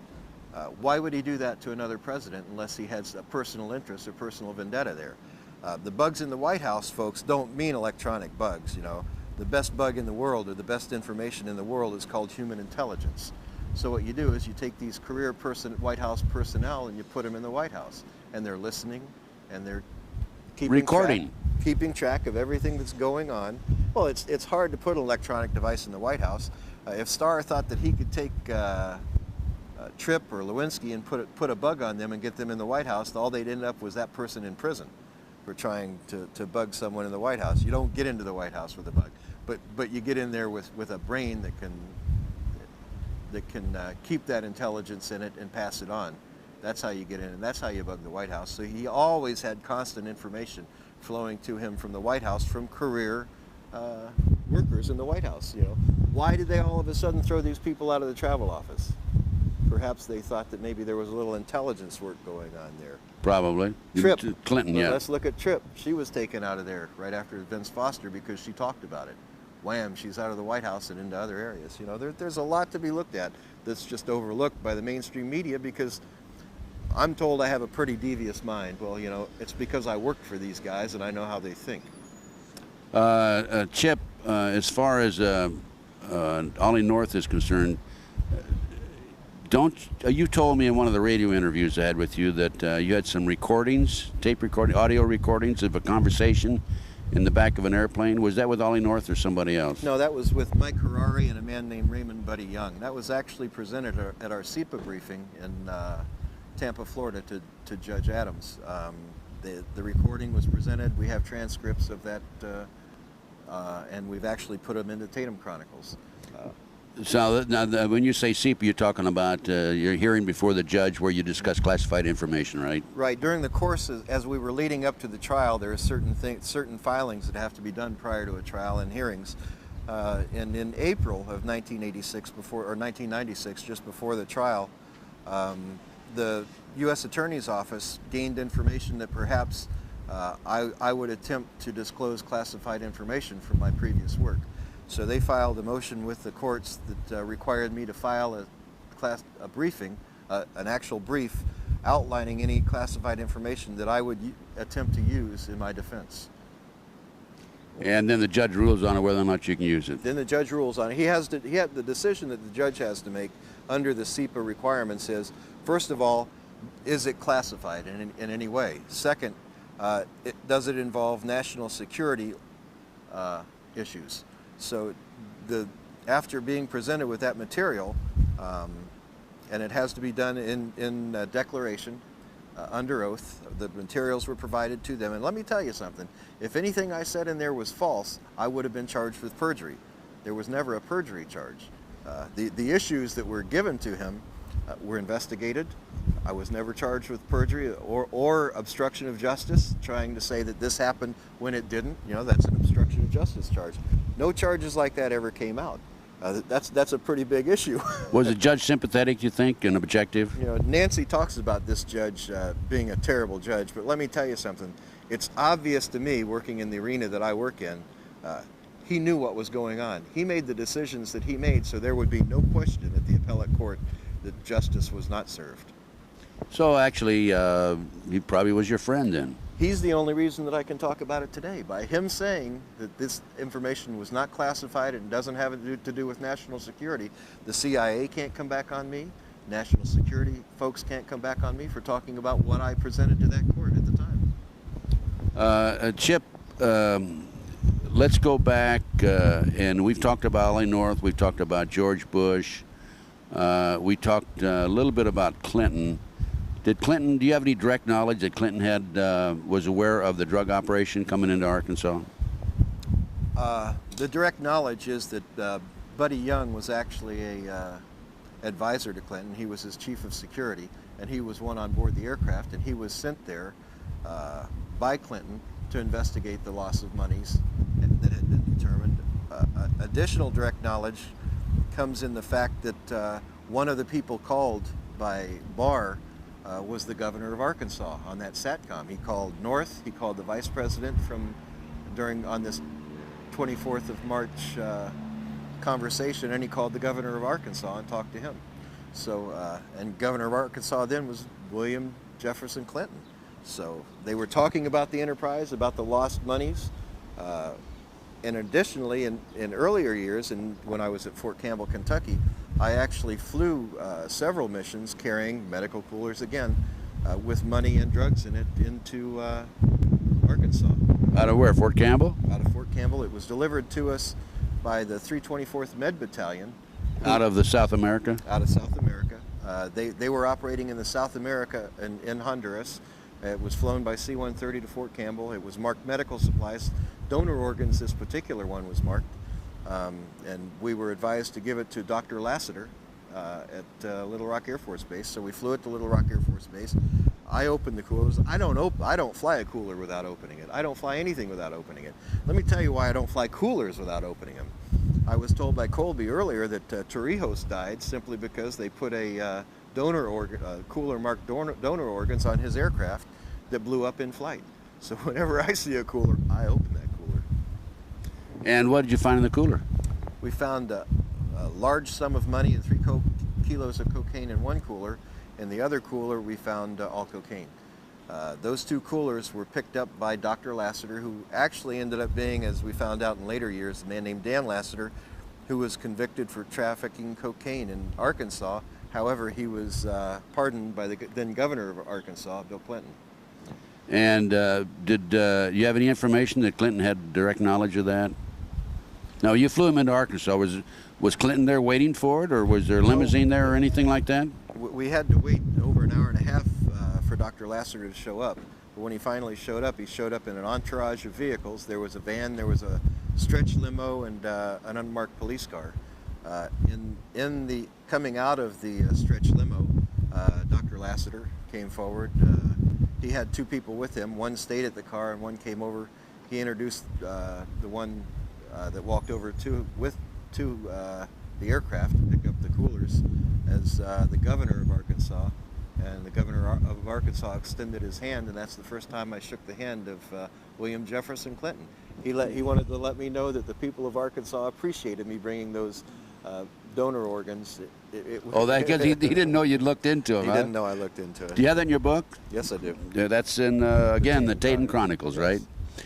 Okay, Chip. Now, what about the truth serum, truth drugs that the CIA uses? We need to talk about that.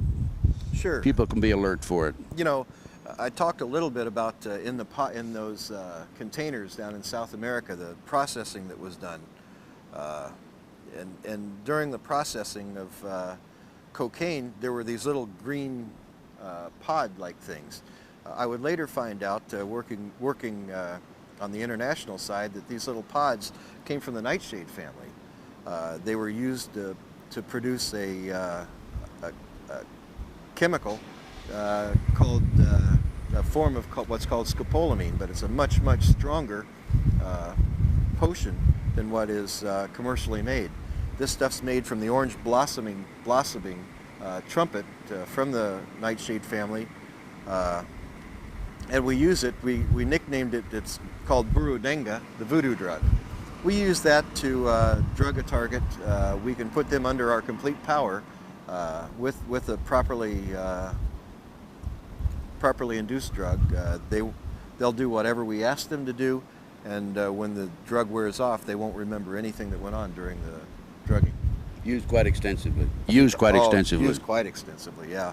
You know, every time I hear of an instance, to give you an example where an assassination is committed and someone comes forward and on the political side, now not just in a small town, but on the political side when there are political assassinations like Rabin.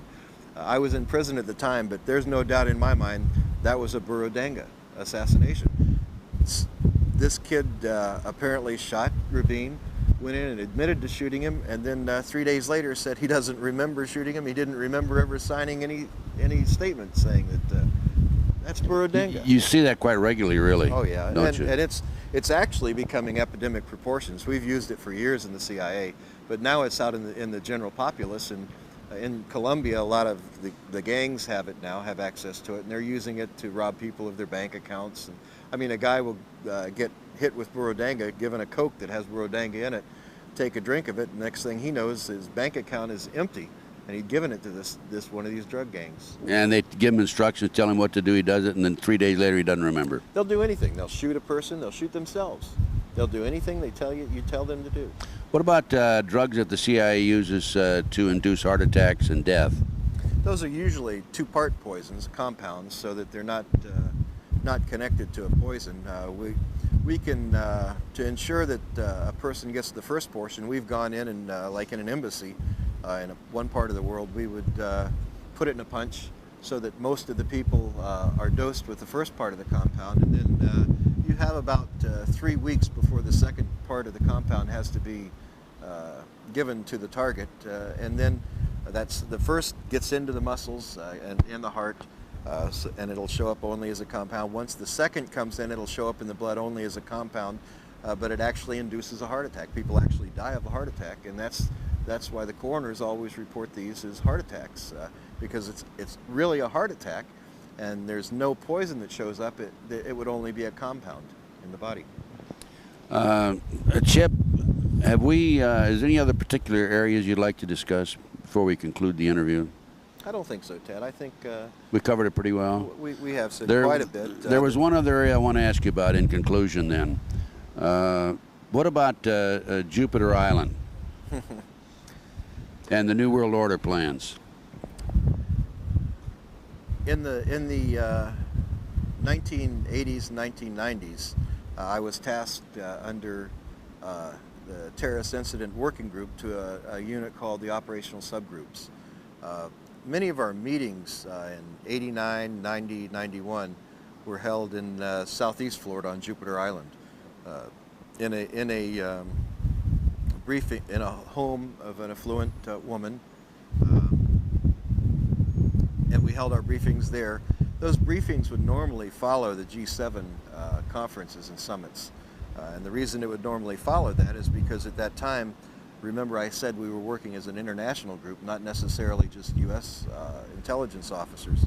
Under this international plan, they were looking toward doing a master plan for the whole world. You know, even as a community, as your community has a development plan to help develop the community into a better place, these people have their plans to develop the world into a better place. And I would sit in meetings and they would come to us and say, well, you know, we have a problem in this arena.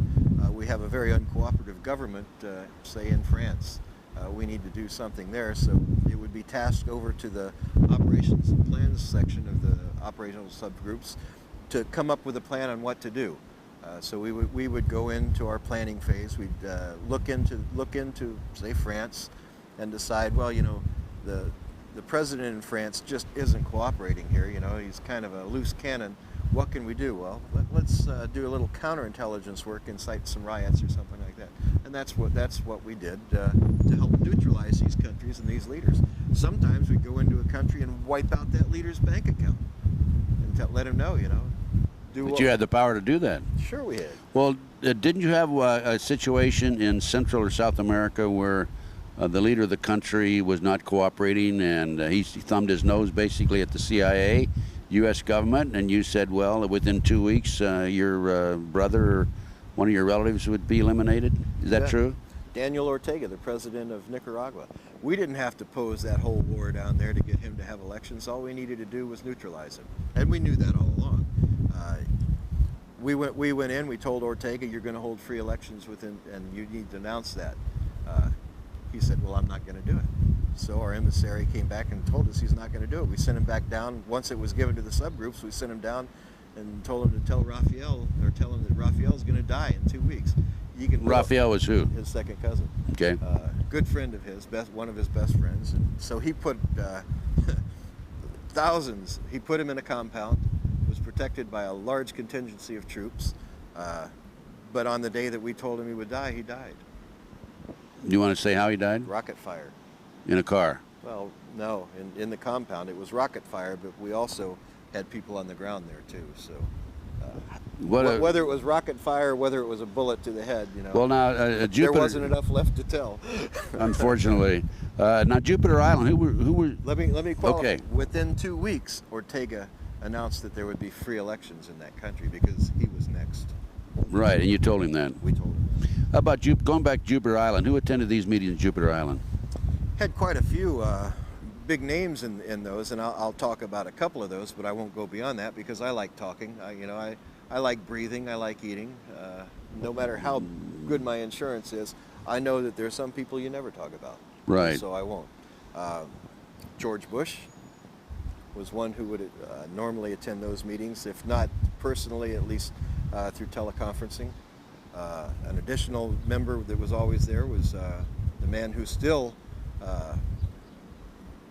commanded me in these operations and who actually recruited me into black operations. His name was Bill Colby.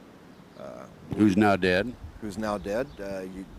Mysterious death. When I walked away, I was told you don't just walk away, and I believe he walked away too, and that's why.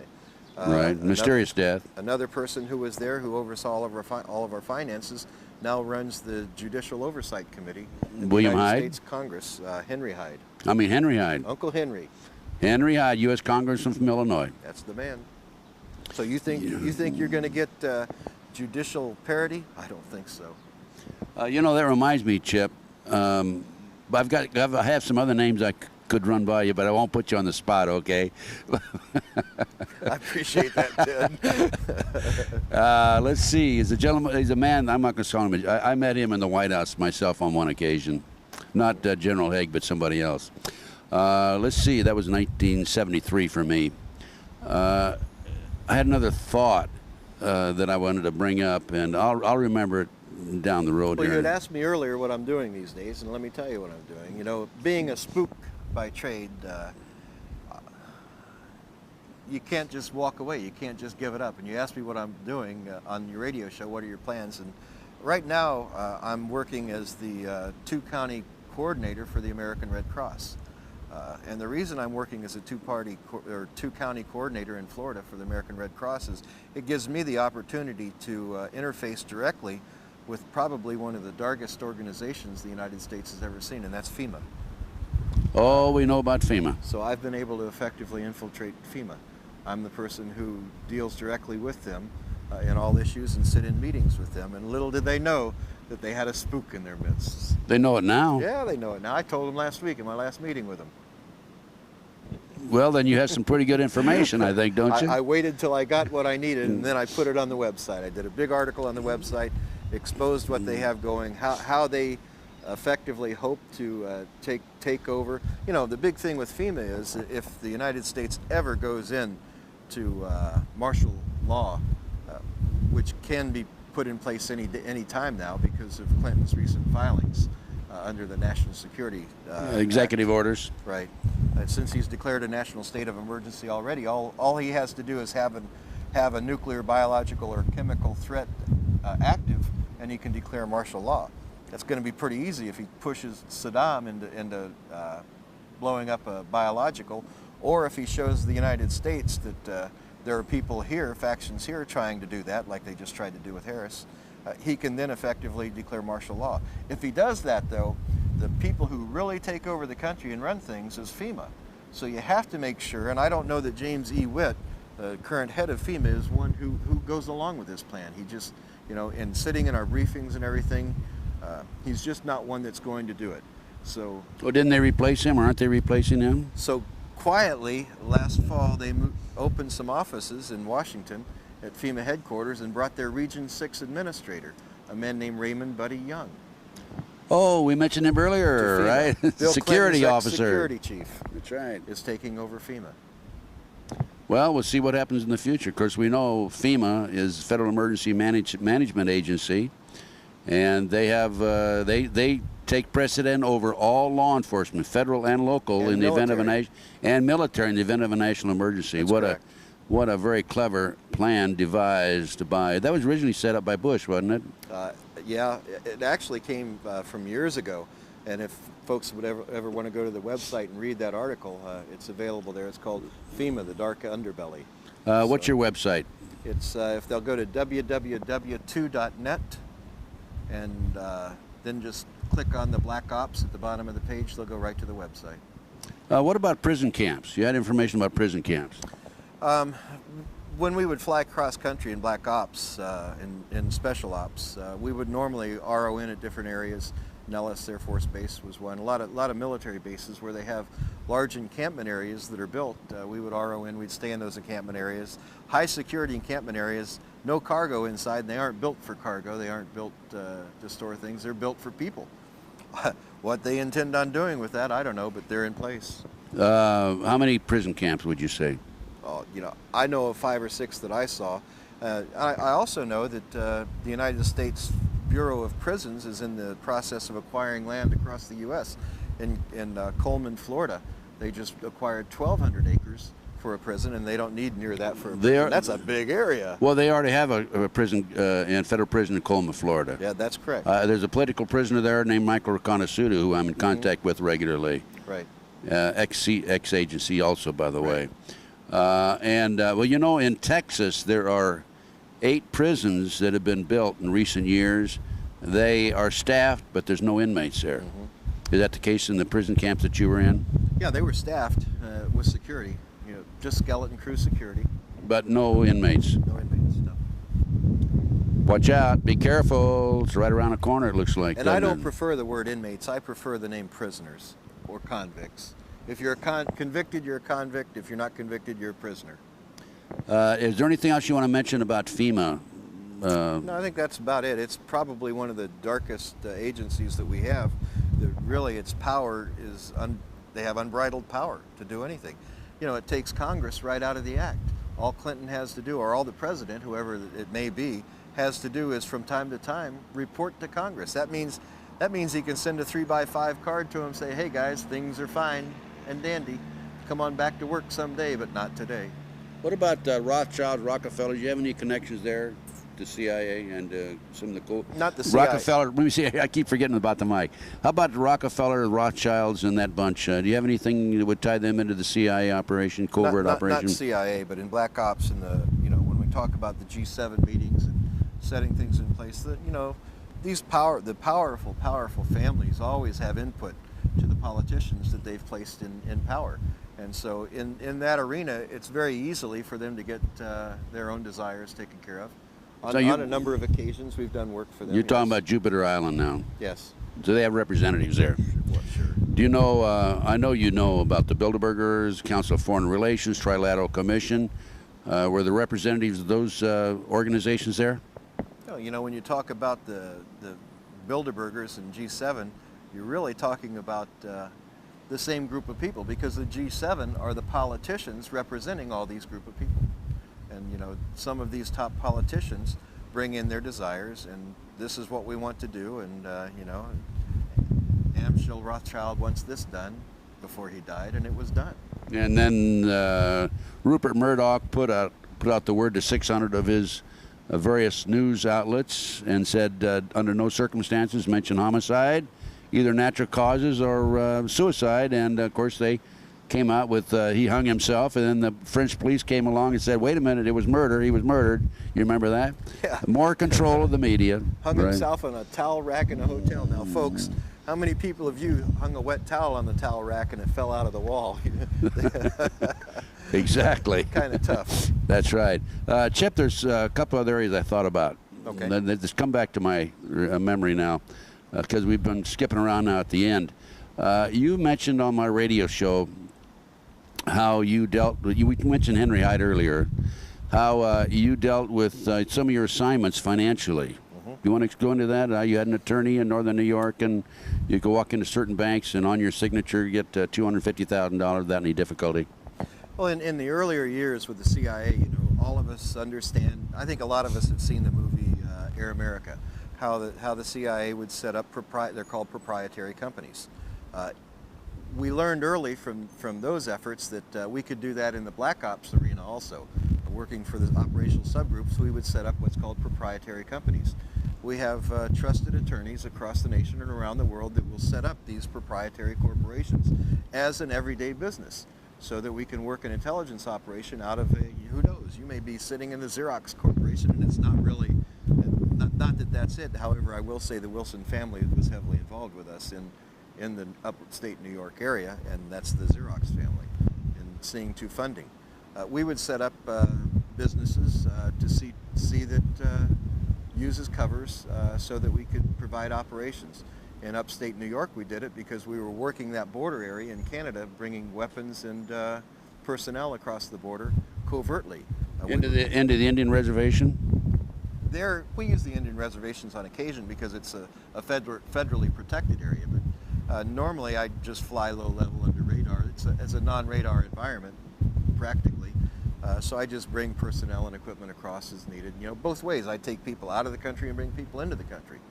What they did with those people, I don't know, but some of them were pretty top. Well, you know their identity too. Right. So you're talking about bringing foreigners in? Right. From other countries, of course, from Europe, et cetera, where they were secretly bringing them in. Where? Meetings in Washington? Sometimes we were bringing in some pretty famous criminals to meet with people too. Mafia? From overseas? From overseas. People that we thought were gone for years and years that we'd bring in for meetings. They're just in sanctuary somewhere. Let's go back to did I state it properly when I said on your signature you could pick up $250,000 cash? On my signature, $250,000. It was set up by an attorney out of Rochester, New York, who was a company man. Is he alive today, the attorney in Rochester, New York? No, he died. Heart attack? I don't know. But he's no longer with us. He shouldn't have had that punch. No, I will say, though, that he was ill, even when he was working with us. But I had a $250,000 line of credit. I could walk in, and the reason we had that is these missions, you know, they're not cheap. You have to hire your assets in, and I would have to pay men from $25,000 to $50,000 per mission to work for us, and that's how it was done. It was done with cash. You know, we don't say paper trail. Where's your checking account? Here's your at the end of each month. They didn't get a what's it called, a pay stub showing them their withholding and everything. No, yeah, no IRS problem. At least that way, right? That's what I love about the media. You know, you read about black operations, and the media always wants to say, "Well, I want to see your pay stub from that." Well, these guys are just about brainless. I don't know any other way to say it. And now speaking of Henry Hyde, we talked about him earlier. He was the one that kept track of your $250,000 withdrawals. Well, he set up the account and got the line of credit for us. And he could do that because he was heavily involved in the banking industry.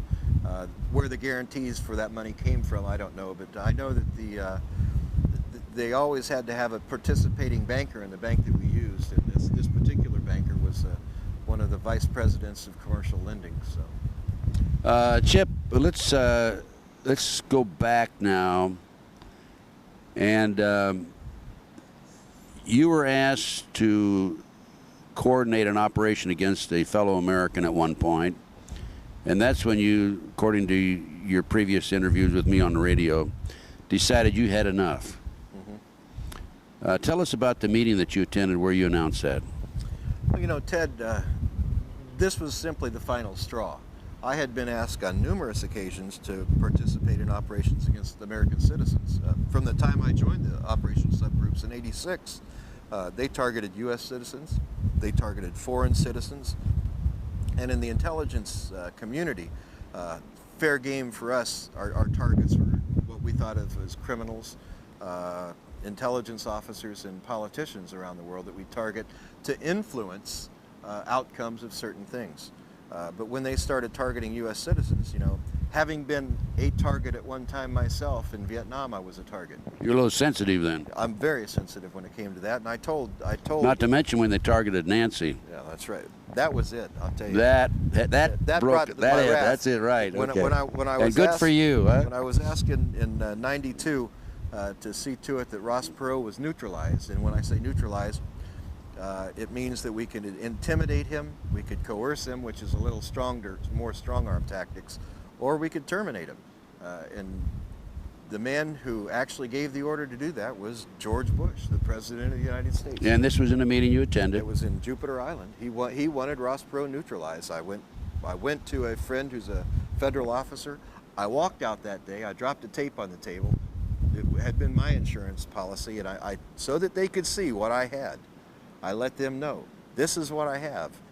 If I die, it'll come forward. Now this is you're in a meeting and you said, I've had it, this is enough. Put the tape down, hey guys, I'm leaving, you left. Do you think that they reviewed the tape immediately? I bet they couldn't get it in a VCR quick enough. I would imagine they had a stampede right behind you with the tape in hand. I talked to Colby. The first VCR machine. I talked to Bill after that. He was in the meeting, and he said that they just looked at each other stunned at first. They just couldn't believe it, because Bill told me on the spot, he said, Chip, you can't walk away from black operations. And that's when I put it down and a smile came across his face, because he's the one that told me to do it.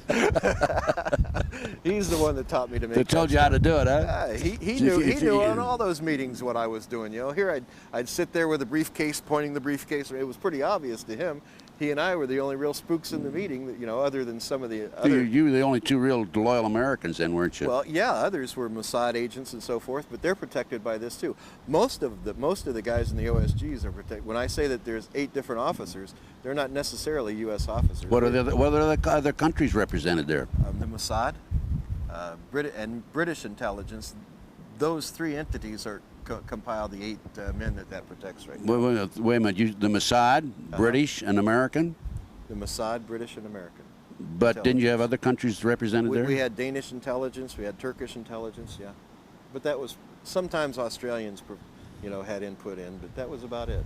Well, I think they had Australians because they could shoot over to China pretty quick. I have good information that the CIA was responsible for let's say eliminating one of the Australian forms of government and bringing in their own people. Do you remember that? Yeah, I remember that. Yeah, I have some other contacts of my own that have told me that before.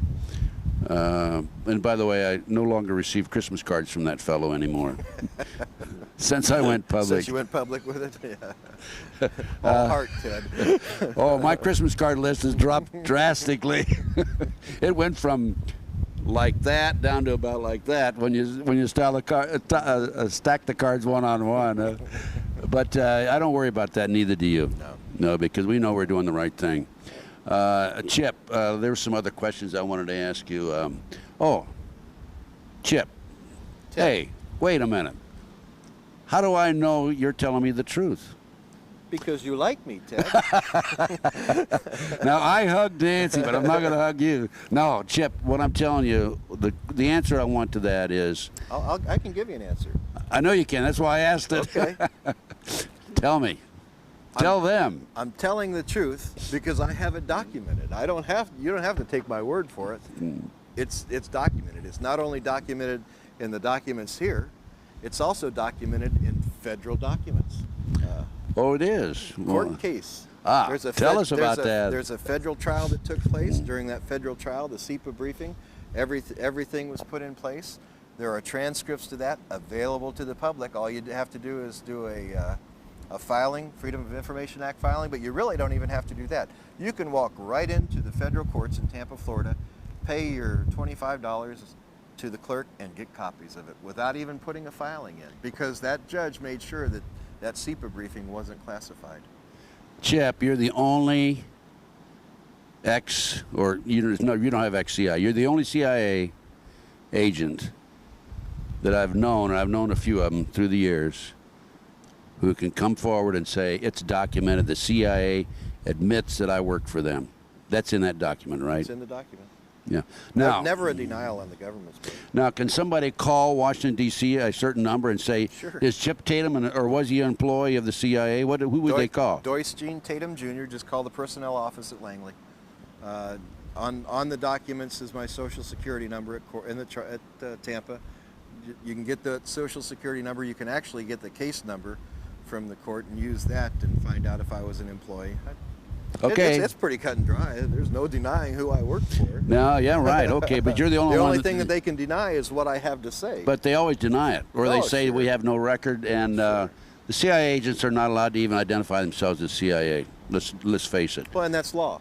That's by law, right? That's by law. Yeah. Sure. So but if some guy because this federal judge made this ruling, it's not and law. some guy goes around saying I'm a CIA agent, don't believe him. Yeah. No, Isn't that right? That's right. And I've heard of this. Okay, before we discuss Nixon's darkest secret book, we've already talked about Tatum Chronicles. And Nixon's darkest secret is Operation Red Rock. Operation Red Rock, right? which we went in detail right in the beginning. You bet. Are there any other comments you want to make or anything else you want to discuss? Well, we've sent Operation Red Rock out to publishers around the United States, but there's some liability problems because I name the names, and these are pretty powerful guys. A couple of them are still alive, so it's difficult for them to do the publishing, so we've self-published. But the remarks that I get back from everyone, including Hollywood, is this is one of the best reads we've ever had. Oh, are you kidding? What a great movie. Exciting book. Yeah, what a great movie. So we do have someone who's willing to go forward with a movie on Operation Red Rock now, but we're going to have to fictionalize it a little bit so that there's not that liability. Are you going to have a movie of it? Yes. Oh, great. Yep. There'll be a movie within the next couple of years also. Ah, great. Fantastic. And They can get that by calling our 1-800 number, 800-201-7892, and ask for extension 58. Just tell them you want Nixon's darkest secret or Operation Red Rock, same thing. That's one of the darkest secrets of Nixon's life, the fact that he ordered 13 American soldiers murdered. And of course, they can also order the Tatum Chronicles. Those Tatum Chronicles got me charged with treason, Ted, and thrown in prison for 2 years. I think it's worth looking at if you people would like to order the Tatum Chronicles. Again, 1-800-201-7892. Make copies of the documents, give them to the media, challenge anybody. Show me where they're wrong. They can't do it. Okay, also, folks, you can purchase this video. I know you're looking at it right now, but if you want some for your friends, or your friends want to purchase this video, call 1-800-201-7892. Extension 58, and it's available. Just talk to the operators. They take MasterCard, Visa, and personal checks. And I will also make these available through my flyer and catalog and so forth. So we'll two-time them, Chip. You bet. Get it out around the world. That's right. Okay, listen. Congratulations, Chip. It's always a pleasure talking to you. We'll have another 26-hour interview on my radio show in the future. Okay. Every time I talk to this man, he comes out with some new information. But thanks for appearing on the Ted. On the mic and in front of the video. And God bless you. You're a great American. And I'm real proud to say that I know you and have really worked with you indirectly. Thanks. Let me say one last thing. Marine Recon all the way, boys. Yes. Thank you, Marine Recon. See you later, folks.